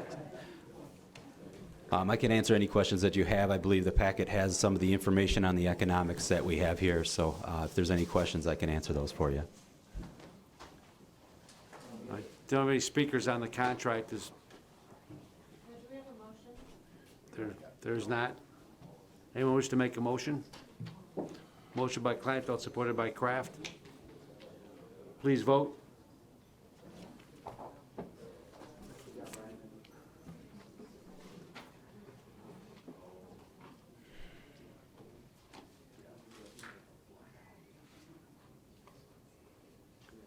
All right, thank you. Thank you.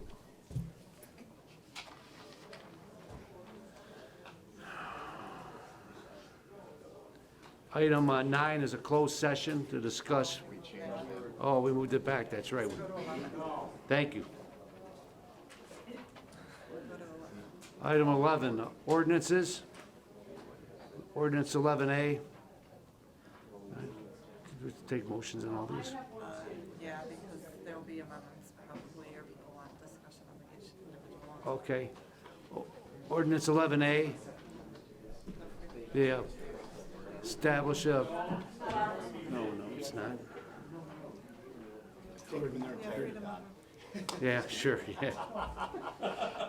Ordinance 11A, ordinance establish freedom of information procedures and guidelines for Macomb County. Need a motion. Moved by Commissioner Chairman Smith, supported by freedom of information request ordinance. Supported by Commissioner Lucido. Any discussion on this item? Yes. I'll discuss. Please. Chairman Smith? Thank you. Just going to talk to some of the questions that we had before about how other counties do it. Oakland, Wayne, and Bay County, their boards have, in Oakland, the Board of Commissioners has designated the Corporation Council be theirs.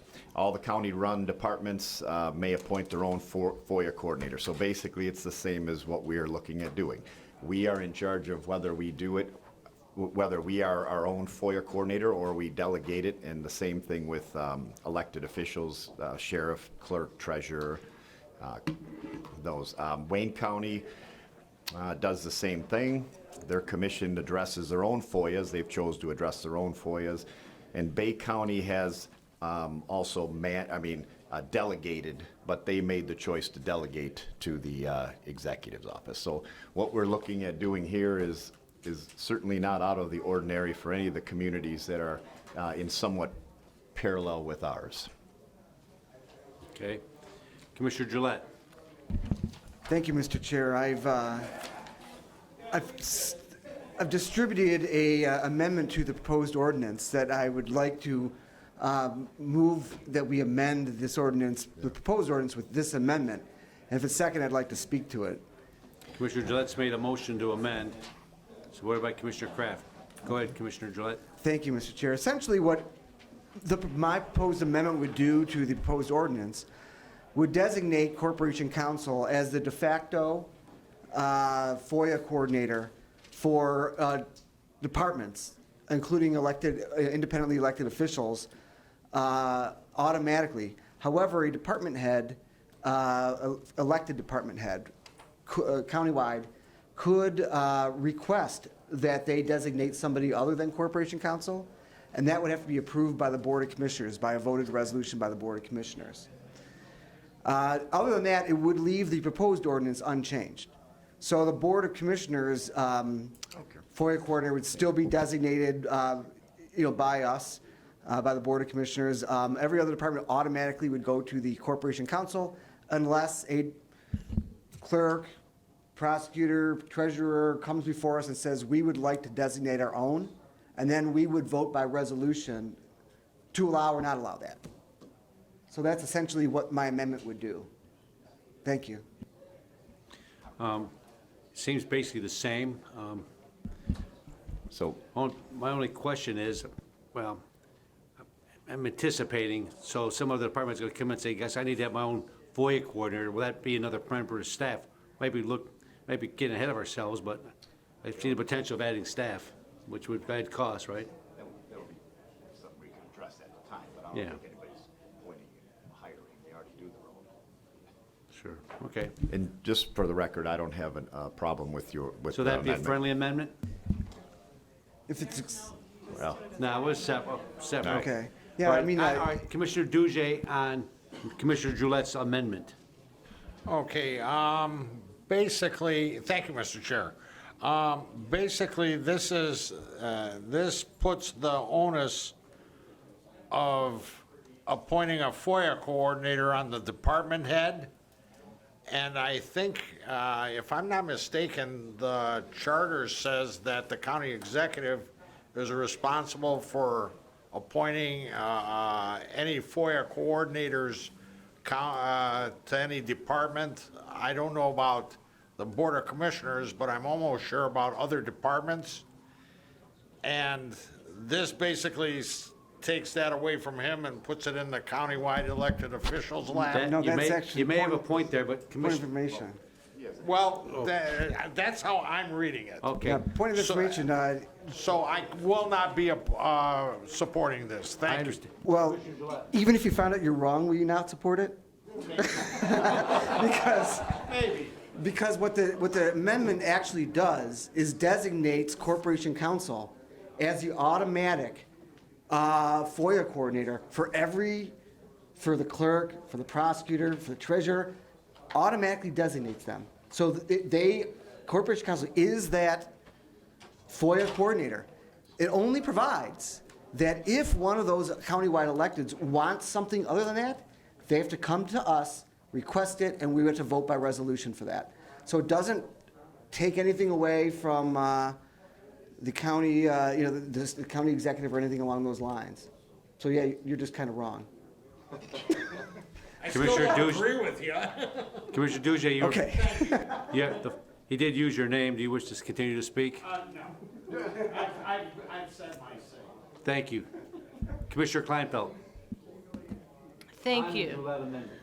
On the Gillette amendment, first of all, what you said absolutely makes no sense, because what you're saying is, we're going to designate who the county exec would like to designate, but we reserve the right to change that at any time. So I think, I agree that there is a constriction there.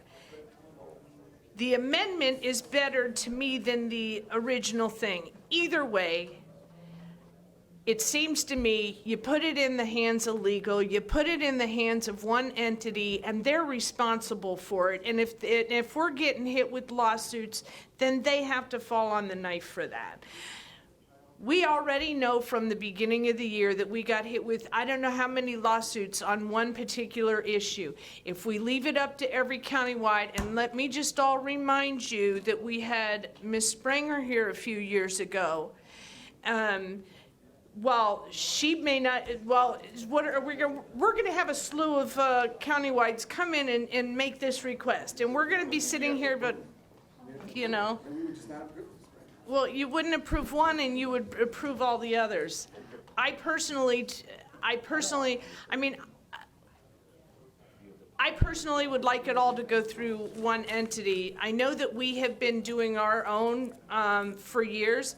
What I've never known in all the years that I've been on here is what kind of FOIAs have been coming out of this office, which was a bit of a surprise to me that we have them, and I wasn't unaware that we were even handling them.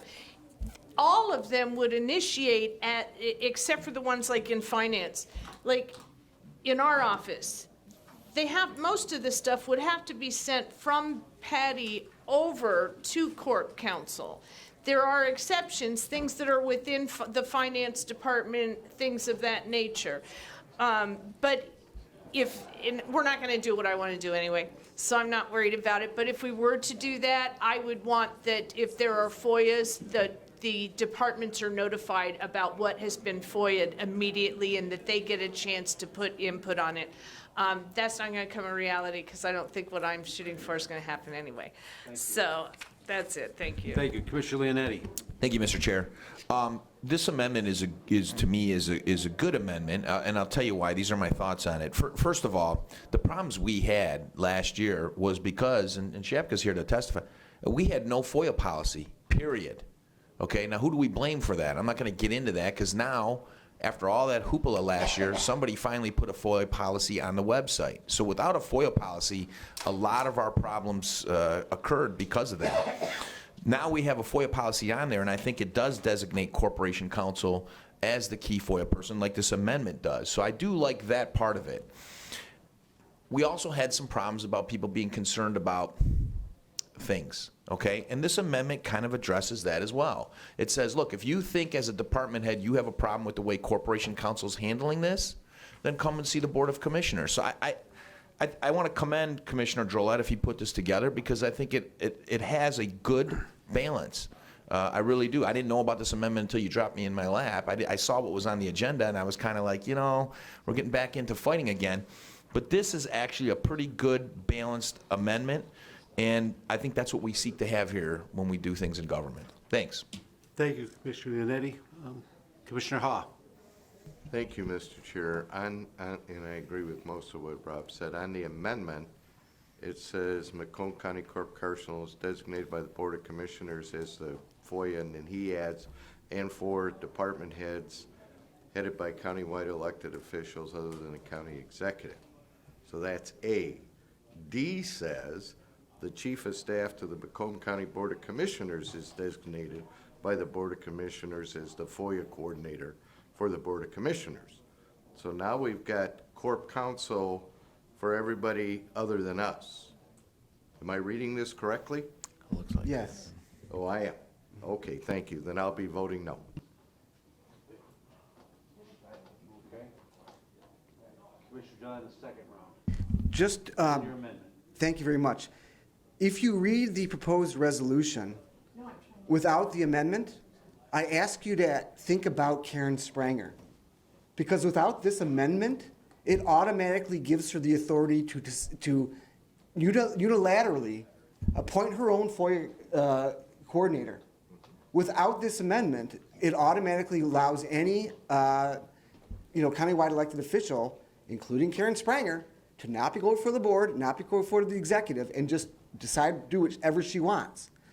This amendment says you have to get the approval of the Board of Commissioners if you want to do it other than Corporation Counsel. So I think it's a reasonable amendment that simply puts a little bit of a check, still designates Corporation Counsel as de facto, with the exception, as Commissioner Hall pointed out, with the exception of the Board of Commissioners.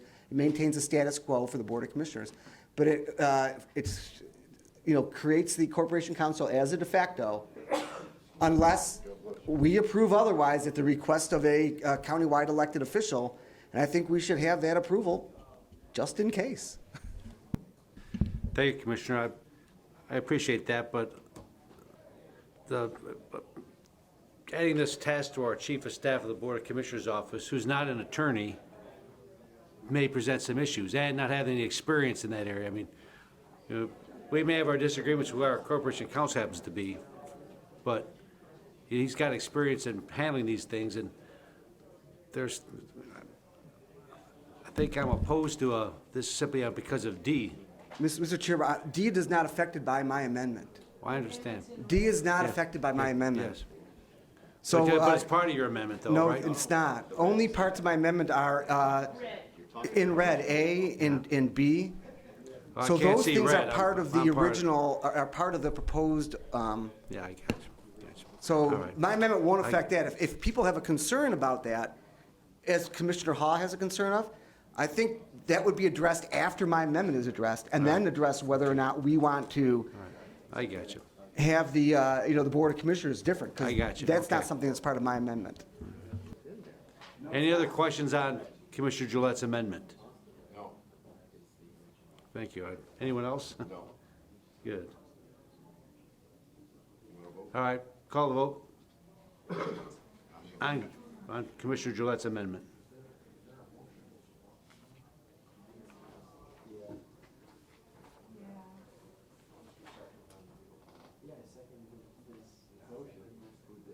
Commissioner Sauger, I pushed it, hit save. Your finger's too big.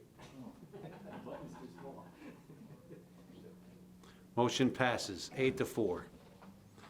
All right. Now on the main motion. Yes, Chairman Smith. Thank you. Thanks, Chair. Your concerns about the Yes. Chief of Staff. The Chief of Staff has been our FOIA coordinator for 50 years. And Patty has been our FOIA coordinator up until the executive's office, and she still may be, decided that they would put out their mandate about Corporation Counsel. Now, does it mean that we don't work with Corporation Counsel or with our counsel on things? No, it doesn't mean that. I mean, Patty could probably come here and tell us how, she's been doing it all of these years, and the former chiefs of staff. So I don't want an illusion of creating some kind of big job for someone that they've been doing forever, right? So that's one thing.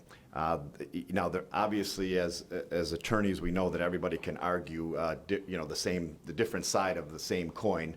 But our attorney, Oakland County, Wayne County, Kent County, all believe that it's the board's right and responsibility to set this resolution up. So whether you want the executive's office to dictate who is our and everybody else's FOIA coordinator, that's up to you. But realize why we're doing this is because we do have the authority and we are mandated to do this. And my last thing is, we can keep giving up little bits and pieces of our authority, and after 10 years, we've done that a lot, and pretty soon we'll be just exactly what I think we're heading to, and that's a board that comes in and just says yes to the budget and goes home, because we're systematically giving up things that we are legally have a right and obligation to do. So if you don't like this, that's fine, but please realize that we do have at least the right to vote on this. Oh, yeah, certainly. Commissioner Haw. Thank you, Mr. Chair. If I'm not mistaken, the mandate from corporate counsel to be our FOIA coordinator was a request made by Commissioner Leonetti over there to get that. So when you say it's a dictate, it's actually honoring a request made by a commissioner on this board.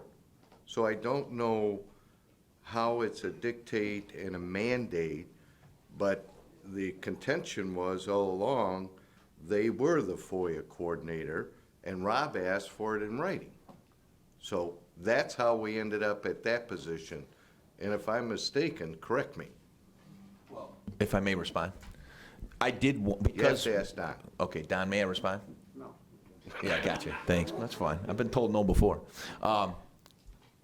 Again, going back to a lot of the chaos we had, especially on my Records and Public Safety Committee, there was absolutely no policy. We had lawyers in here fighting about who's what, who's there, everything. And so, I'm going to be frank. I mean, a policy should have been put in place. And so I asked somebody to put a policy together because we needed some guidance on this, because we had absolutely not. A major county like this, not having a policy for FOIA online? Come on. Okay, so I know John, I know you're here, John. I know John over the weekend had put something together and then it was put online. That's exactly what happened. I don't know if anything was brought in front of the board to vote on or anything like that, but I was glad to see that there was something put online. I think Pete and I had a chance to look at it. Pete had some concerns, but at least it was put online and we had something that we could at least tell people as we were dealing with all this stuff. Look, we've got something online to deal with. I guess my question is, Leon's amendment passed, and Leon's amendment has balance. As an attorney, I will tell you this, and I'm not saying it because I'm an attorney, But it's always good to have your attorneys deal with FOIA issues. I just believe that all the time. Having Patty be our FOIA coordinator is not a problem either, because she's inevitably going to have to deal with the attorneys. I mean, she's not going to do it on her own. She's going to say, hey, I got some questions here. Are we worried about balance of power here? I mean, is that what we're worried about here? Why is this thing being drafted? Is that why that's in here? I mean, I don't know. I mean, to me, it's a FOIA thing. Let the attorneys usually handle it. However, if we're worried about the executive infringing on our independence as a department, I can understand that. You know, as a co-equal branch of government, I can understand that. Perhaps we could take D and I don't know. I don't know what to do on that one. I don't know, other than to probably just recognize the fact that we probably have to leave it the way it's always been, I guess, you know, because I do like what we've done with everything else in this amendment. So I don't know. Anyway, I hope that answers your question about the policy. The policy was put online. I don't think the policy ever really came in front of this board for a vote. I could be wrong on that. Okay. Are you done, Mr. Huck? Mm-hmm. Thank you. Commissioner Kleinfeld. Thank you. With respect to our authority to do this, we've done it and it's in front of us and we're voting on it, so I don't think we've given away our right to do that. The reason I prefer that they go through the Corp Council is it's the county that gets sued, not the individual departments. It's the county that is the one that has to pay when mistakes are made, and I prefer that they go through legal. But I don't think that we're giving away any authority because we're voting on this. Thank you. Thank you. Chairman Smith.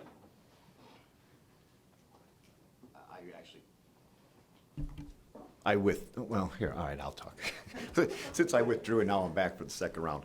So my talk about a mandate, Harold, was that if we don't vote on this, like if we vote on this, then it's our decision. And it is our decision. That's my point on the mandate, right? The way that it is right now, we're just going from the executive putting the corporation council in and us just agreeing to it. So if we agree to it, I think we have to do that one way or another, whether we agree to it or we agree to do it our own way.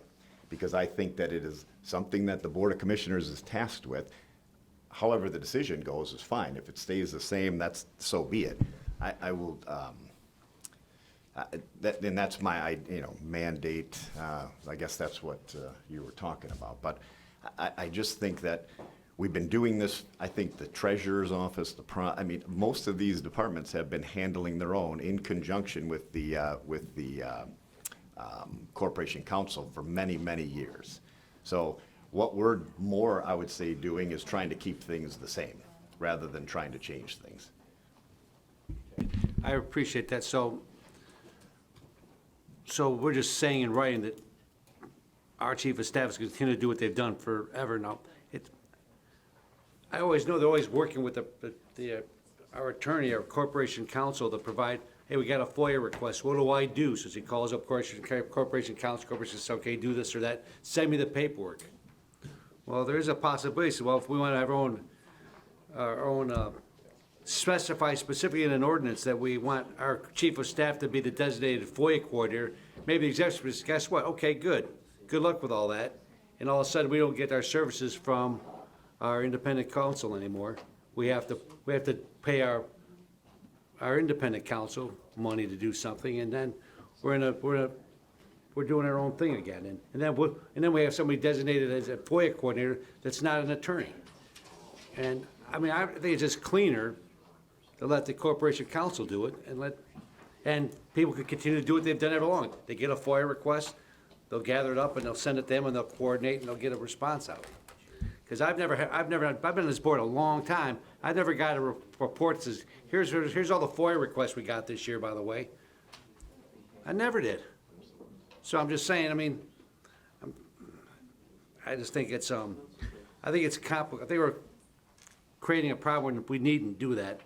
Let's continue to do things they have. Let the corporation counsel do it. So I'm the chair, I can't make a motion, but maybe someone could strike D out of the resolution, and then we could agree on the whole thing. Thank you. Commissioner Gillette. I don't know if I'm next on the list, but D could be potentially amended to take out the word is to maybe. So the chief of staff for the Macomb Board of Commissioners may be designated by the Board of Commissioners as a FOIA coordinator instead of is designated. You know, may be designated, not maybe, but may be designated instead of is. I mean, I guess that use each, it leaves it up to us to designate. I don't know if that solves the problem. Okay. It just pushed it down Forget the it. road. Well, if I may, I mean, what Leon's proposing isn't too far out of the realm. Like, again, what happens if we have a problem where we have a department in a fight with the executive? So, let's say it was Karen Springer again, I'll use her, you know, and she says, I want my own, and she did. I think she said she wanted her own attorney, she wanted her own FOIA coordinator. She came in front of the board, and it was denied because it wasn't a reasonable request. What we've had last year was something that was being requested, and this board did make votes on that. And I will stress this, in the absence of a policy, okay? This board did not have a policy to go on, and this board thought, well, no, you're gonna go through Corporation Counsel. The problem with D is, what happens if this board and the executive get in a problem? That's, I think, what D is trying to address. Now, if we say by, I got you. you know, That's what you're concerned if we about. get in a problem with the executive and Corporation Counsel is under the executive's wing, you know, then what do we do? You know what I mean? So I don't think, this is FOIA. It shouldn't be that complicated. I had thoughts coming into this, you know, initially. I'm really glad that Leon came up with this amendment, and I think it's put some balance into it. Even Leon's suggestion to say maybe is fine too, because by default we're with Corporation Counsel, but if we have some issues with the FOIA, then we can say, no, we reserve our right to appoint Patty to be the FOIA coordinator. You know, it's a tough call, but you got to look at it like that. What happens if this body, and you know, has a problem with the executive department? Then what do we do? That You know never what I'm- happens. Okay, you're next. Listen, everybody, Mr. you know, Chairman. obviously vote wherever we want, but the one thing you had mentioned is, well, what if we designate Patty and the executive doesn't like it, and then they won't let her work with Corporation Counsel? I hope we never make a vote based on worrying about someone not liking it and pulling services from us because they didn't like a vote that we have a right to make. So that's my only concern about that. We make the vote or we don't make the vote, or we make the amendment or we don't make the amendment, but let's move on. It's already 5:20. Absolutely nothing. Mr. Chairman, do we have the authority to enact this ordinance? That's my question. I don't know if we have the authority to do it or not. Pete Webster? Yes. Okay, next question. Okay. There's no more speakers. Motion. Call the vote. This is the vote or the amendment? Vote with the amendment. The amended motion. Make a motion to order now for dinner. Motion passed 7-5. Chair? Yes. Just perhaps in the future, we may consider putting something in there about departments being notified if there's been a FOIA request relative to them, say, coming out of finance. It would just be nice to know if somebody's FOIAing their information. Thank you. Thank you.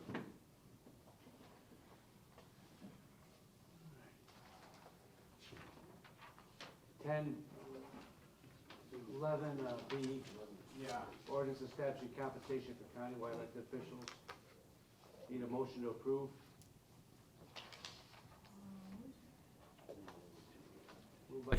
Moved by Commissioner Hall. Support 10B. Supported by Commissioner Lucido.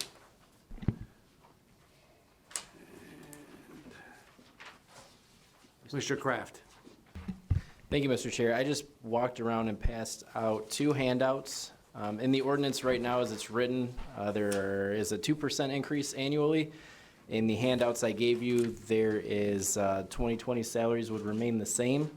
And then there is also another option for a 1% increase annually. I just wanted to put that all on paper so you all could see the differences in the options. Thank you, Mr. Chair. Thank you, Commissioner Kraft. Commissioner Kleinfeld. Thank you, Chair. In the one for the Macomb County Board of Commissioners, there's a spelling out of honor before January of this, the person's in the retirement system and after. And in a few years ago, we changed it for all the other employees in the countywides. But we sort of missed the boat a couple of years ago, so with regard to their ordinance, we didn't get it in here. It simply says, and I gotta get past the FOIA thing, I'm sorry. It simply says fringe benefits, and it's got the old wording. So I don't have a problem approving this, but I did talk, I spoke with Patty about it, and I talked to John, and he agrees that we really should put in here the way that we did with ours, that people coming in that aren't grandfathered, new countywides would not be in there. Also, John mentioned it says fringe benefits, and we're talking about pensions, so we may need to change the wording of the heading a little bit to be more specific. So he thinks we probably should clean that up in ours as well. And I don't mind going ahead and voting on this and maybe trying to get it worked out before full board. But, okay, thank you. Oh, well, we got a couple weeks, that's right. Commissioner Carabelli. I do got a question. Phil, you did bring up your information that you were sharing, correct? Veronica, are you bringing up your information? It's on your, it's in Brian. That's That's a different ordinance. Okay, I apologize, I'll withdraw it this time. All right, thank you. Chairman Smith.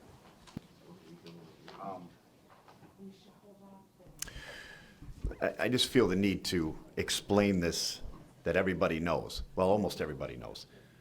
We're doing this for the incoming commissioners, not the commissioners that are seated here. The board chair might be different. The commissioners may be different. The prosecutor, clerk, everybody might be different. I just want to make sure that's really clear because it wasn't so clear in the newspaper article. It made it sound like we were setting our own salaries. I just want to point that out. Thank you.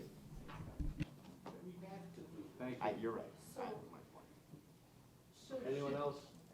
Just should we vote on it, or should we make those corrections and bring it back? No, we can move it along and you can amend it. We'll move it forward, it goes to full board, and we do this often with resolutions.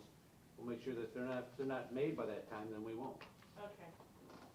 Commissioner Gillette. Thank you, Mr. Chair. Just to summarize this quickly, this is the first of the pay ordinances. We're going to do others for the commissioners and the board chair. This one deals just with the clerk, register of deeds, prosecuting attorney, public works, sheriff, and treasurer. Countywide elected. Countywide elected. And what's being proposed in the ordinance is essentially a 2% increase every year for the 4 years that would cover. Does that essentially characterize it properly? Okay, that's all I need to know. Thank you very much. I do get asked a question, I apologize. Yes. Commissioner Carabelli. Thank you, Mr. Chairman. And my fault, Crystal, I'm gonna have to defer to you.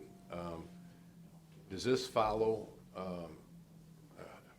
the study that was done from the outside for the compensation for elected officials? Is this following the same thing, or is that expired? They only went through 2020. So they went through 2020. So is this following then, the 2% is what the employees received? Yes, well, the majority. Didn't- Or the ones who were in Red Circle, yeah. Besides Red Circle, is this what the majority of the contracts that we've approved? We're 2%. 2%, okay. And and I guess we're gonna talk about other issues and changing pays on the next item, but I just wanna say my piece now.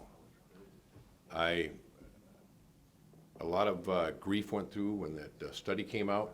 Some people are sitting up here because that study was voted on and enacted on. It's easy during an election season to say, no, no, no, no, and you kick it down the road, kick it down the road. But what happens is you kick it down the road, and exactly what happened, how many years ago was that study? Oh, I don't, was it 4 years? That was 4 or 5 years. In 2015, because everybody kicked it down the road and was trying to put everything where it was supposed to be. It wasn't a popular thing to do, but it was the right thing to do. And if somebody, hey, look at it, if we want to do 1%, we want to do 0%, we want to get a cut, I'm in. But the reality comes is that it's not about who's sitting up here now, it's about who's gonna be taking these offices down the road, and we're not setting them up for failure by not doing what we're elected to do, is to make the decision, be the fiduciary of the tax dollars with reasonable decisions, and come with that. So, Phil, I appreciate what you had done and put out here, but, you know, I want to follow, if we want to make it go to the CPI, you know, whatever you want to attach it to, I'm fine, and keep that going forward. But it's the point of if you kick it down the road and you keep doing nothing, that's when you're going to set somebody up for failure down the road. So I just wanted to say that now. Thank you. All right, thank you. All right, Commissioner Kraft. Thank you, Mr. Chair. Having said that, Commissioner Carabelli, I'd like to make an amendment. Make a motion to amend to, I would prefer the salaries remain the same, but I will compromise at 1%, which is more than our staff received in the first place, and I'm still very bitter about that. So I would like to make a motion to amend it to be 1% increases annually.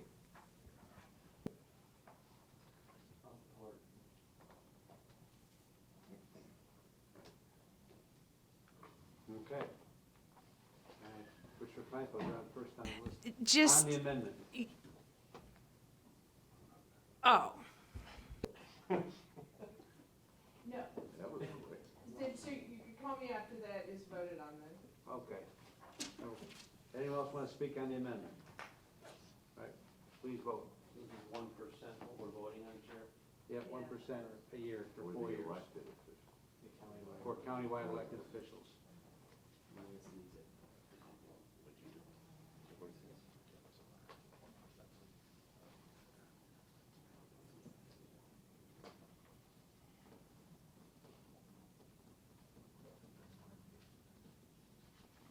Motion passes 8-4. The amendment passes 8-4. Now on the main motion. Wait a minute, I was waiting because Commissioner, I okay, couldn't talk on okay. the amendment. What's up, y'all trying to shut me down today? Chair, I would respectfully request, though, tomorrow is full board, correct? We're not, 2 weeks, oh, good, okay. That Crystal and I looked at the meetings and that there be that you consider if we need to allow it to come back on any committee after the fringe benefit thing has been fixed before full board. Thank you. Thank you. All right. On the main motion. So the ordinance is amended.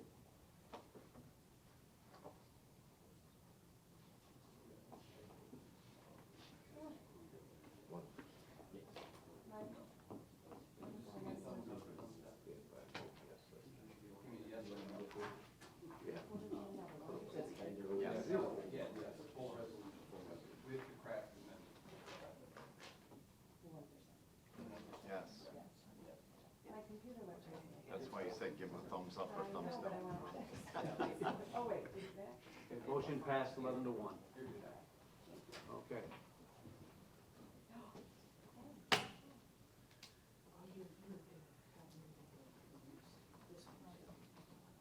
Item 10C, ordinance establish compensation for Macomb County Commissioners. Need a motion? Put it on the floor. Is there a motion for the Commissioners' salary ordinance? Motion to move 10C. Need a motion? Motion by Commissioner Leonetti, supported by Commissioner Haw. Okay. Discussion on this one. Commissioner Kleinfeld. Thank you, Chair. I would like to make an amendment with regard to the board chair compensation to change 2021 to $80,000 and 2022 to $81,600, which is a 2% from 2021 if the $80,000 passes. And if there's support, I'll speak to it at that point. Support by Commissioner Gillette. Okay, go ahead. Okay, when the compensation study for our positions was done, the only position that came back as being overpaid was the board chair salary, and that was when it was at 65. And that was because the county exec's position had been created. We then turned around and took it from 65 to 90 as soon as Dave announced that he was not going to run again, which didn't make a lot of sense to me. Obviously, I voted against that.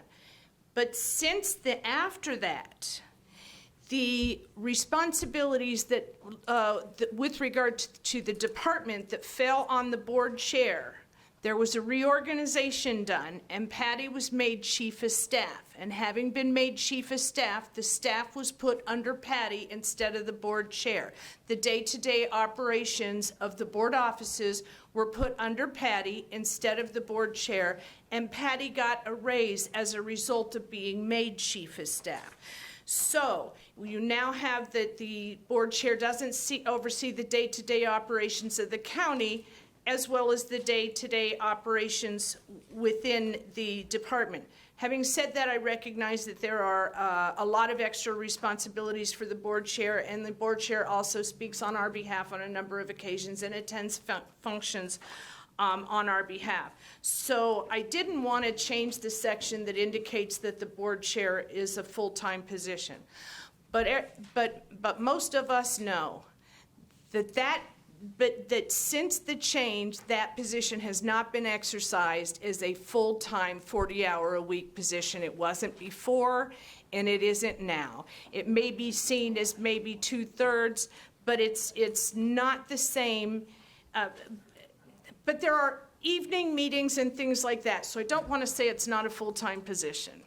I just want to say the responsibilities have been transferred to Patty and the county executive. So at $80,000, I would still consider it a full-time job, but the responsibilities are less than what they used to be. So I actually wanted to take it down lower since 65 was said to be too high from the compensation study. But I'm trying to compromise with people, so I took it to 80. And that's all I have. Thank you. Commissioner Carabelli. Thank you, Mr. Chairman. And here's an example of what I said, we don't want to kick it down the road and do something. Everything she said I can agree with, but we got to throw a couple caveats in there. The study came out with the county executive, that's where the pay went, and that's how everybody's pay went, and they thought that this was a part-time position like ours. They thought it was, you put in between 10 and 20 hours, 10 to 30 hours, and that's it. This is a full-time position. I'm not running for this position. I never wanted to run for this position, nor do I plan on running for this position. So let's make that clear. The reality is that we put it where it needed to be because when they did the study, it came out as a part-time position, not knowing that it was a full-time position. So she's right, but then she didn't have the caveat. The reason why it was bumped up after Dave left is because it's a full-time, and they didn't realize that during the study. So that's why that went where it was. Now, somebody wants to come up with the reason you came up with 80,000 because you thought something was too, I mean, that's just pulling stuff out of the air. We paid a lot of money for the study. The only adjustment that was made because they didn't realize it was a full-time position. So I will not support the amendment that is on the table at this time because I remember clearly why, and I remember voting for it, not knowing who the next chair was because Dave wasn't going to be there because that was the right thing to do. It was putting it where it was supposed to be. So we're not having disparity, or having issues 5-10 years down the road. Why is this one wage so low? Now, if we want to take a look at it and have somebody study it, I'm all in. But just to pull a number out of the air, I can't support that. Thank you. May I have a quick response or be very quick? Well, who's on next on the list? After Commissioner Gillette. Thank you, Mr. Chair. I wasn't around during the study and didn't get to hear the arguments and that sort of thing. And I think what we have as a board chair is, in many respects, a hybrid position that is not, it's kind of hard to compare in politics. I mean, we have full-time elected officials like, the clerk, the treasurer, and the prosecutor, and the executive who have to be there sort of full-time managing. But then we've got a board chair who, it can be a full-time position, it can be a 2/3 position, it's gonna be a full-time pain in the ass. That's what it's a full-time. It's a full-time stress. Tell us how you really feel. And it's a full-time pain in the butt.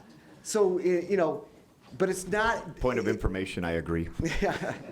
So I think this amount is sort of a compromise. We're recognizing that it is a full-time stress. It is a full-time pain. It is not quite a full-time job where you're required to be in the office, 9 to 5 every day. So it's sort of a hybrid, and that's why I supported it. And I understand that it's kind of hard to get our hands around because it's kind of a unique position. Thank you. Mr. Kleinfeld? Just very quickly, with respect to pulling it out of the air, the 90,000 was pulled out of the air. At that time, there was a discussion of going from 65 to 75. And within a span of like 2 days, it went from 75 up to 90, and then it was put in the changes. So the 90 was pulled out of thin air. Dave was leaving, and there was no real rationale for the 90 versus,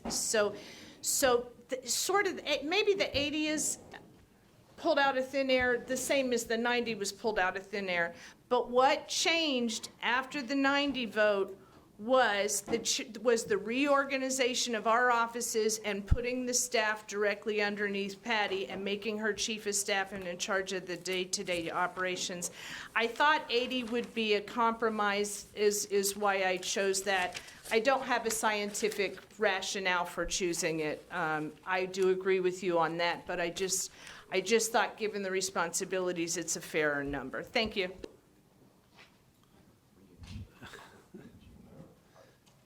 No. There's interesting that the board chair still oversees the department. The chief of staff works for the board chair. The board chair oversees the entire department. He's responsible, all of us, for the operations of the board office. He's the one we hold accountable if something goes awry, not Patty.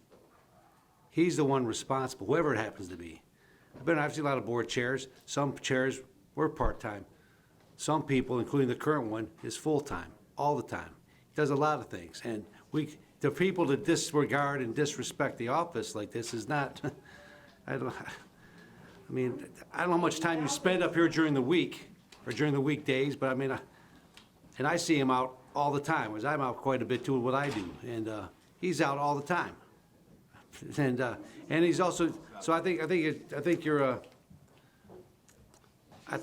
it's wrong to disrespect the office by saying, well, we're just going to, because you think it's a quasi part-time, full-time job. That's wrong. That's simply not right.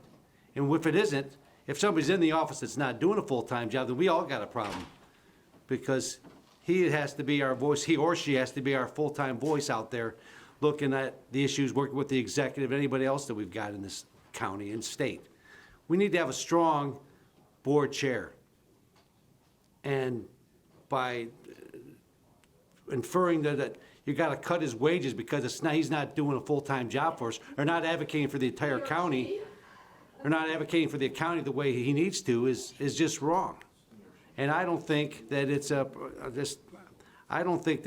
warranted. And the way you just pull numbers out of the air again, I guess we all have our ideas of what positions are worth, but I think it's pretty important we have someone that speaks for all of us as from our own districts, and that be our advocate around the state, around the county, around the Tri-County region. And that takes some money. You get what you pay for, right? So I'm opposed to that. So I just think that's I oppose her amendment. Thank you. Any other comments? Commissioner Haw. Thank you, Mr. Chair. I just want to make an observation, as I wasn't here when the compensation study took place, but I recall during the budgetary process, the compensation study came up in a negative connotation, in a positive connotation, and a neutral connotation. Tonight, it's happening again. Either the compensation study is something we legitimately look at and refer to, or it's not. That's right. So I just follow it or not. Right. Perplexing to me how we had 3 months of conversation on a budget, and the compensation study came up a dozen times, and now it's coming up again in a totally different light. So that was just an observation on my part. Thank you. And a very keen one at that, but we'd expect no less. We'd expect no less from you, Commissioner Haw. Commissioner Leonetti. Yeah, I concur with what Commissioner Haw said, and I wasn't here too when the compensation study was studied. It seems when people want to use it, they use it. When people don't want to use it, they say it's no good, it's good. But I am concerned with your amendment, Commissioner Kleinfeld, in part because you're coming up with a number. You yourself said that right on the record, that you just came up with $80,000 as a number that you thought might fit. I feel real uncomfortable with that. It's not with your judgment and anything like that in terms of why you came up with $80,000. I usually tend to think you're good with figures, but I just think that sets a bad precedent to just sit there and say, we've got this compensation study, it came up with this number, and now we feel as commissioners, we just think this number is good. I just don't think that's a good way to go. And so at this point, I think that sets a bad precedent. Thank you. All right. Anyone else on the amendment? All right, please vote on the amendment. What are we voting on now? We're voting on my Your amendment. Absolutely, we're not. Hold on a second, Mike's having trouble. Voice vote? Where is Mike? Mike. Well, it looks like I did it. Oh, good. This is why we need a big. Yeah. You just cleared out the entire meeting. It's here. Okay. This is for the event. This is the amendment.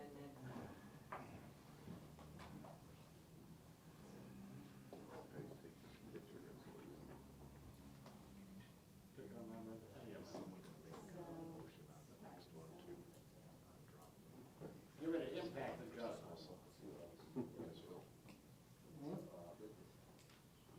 You can read it off if you have it. Oh, it was 5 to 7. What? There. Okay. Would you read the names off for me? Voting yes were, you can hear me, right? Yes was Duche, Kleinfeld, Care Valley, Kraft, and Gillette. Voting no was Sauger, Myjack, Brown, Lucido, Leonetti, Haw, and Smith. Okay. Still coming over for dinner, right? All right, now on the main motion.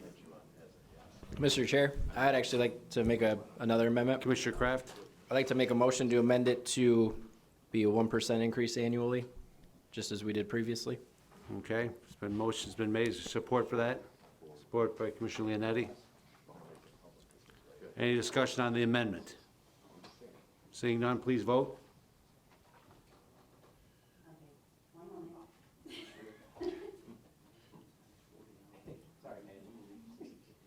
Crystal, do I go to the next item? Where'd Mike go?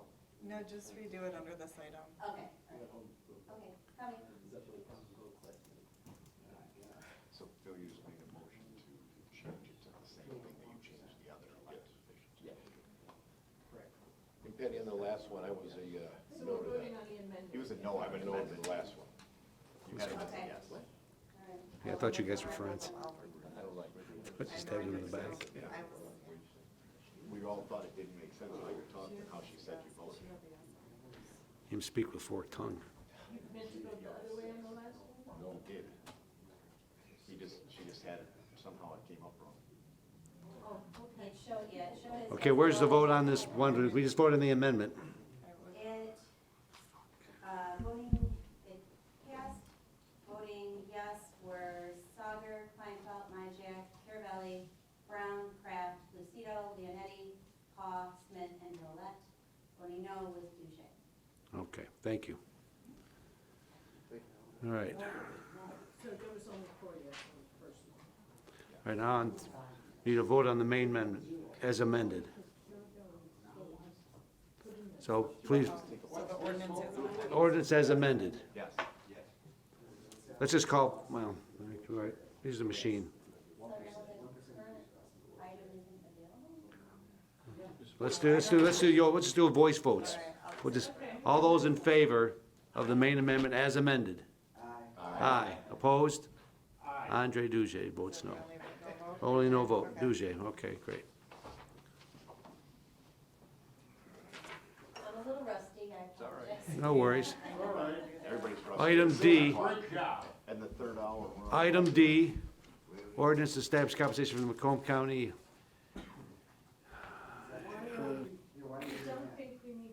No, we don't need. let's see. Mr. Chairman, point of order. Yes. Why are we doing this? He's not up for 2 years.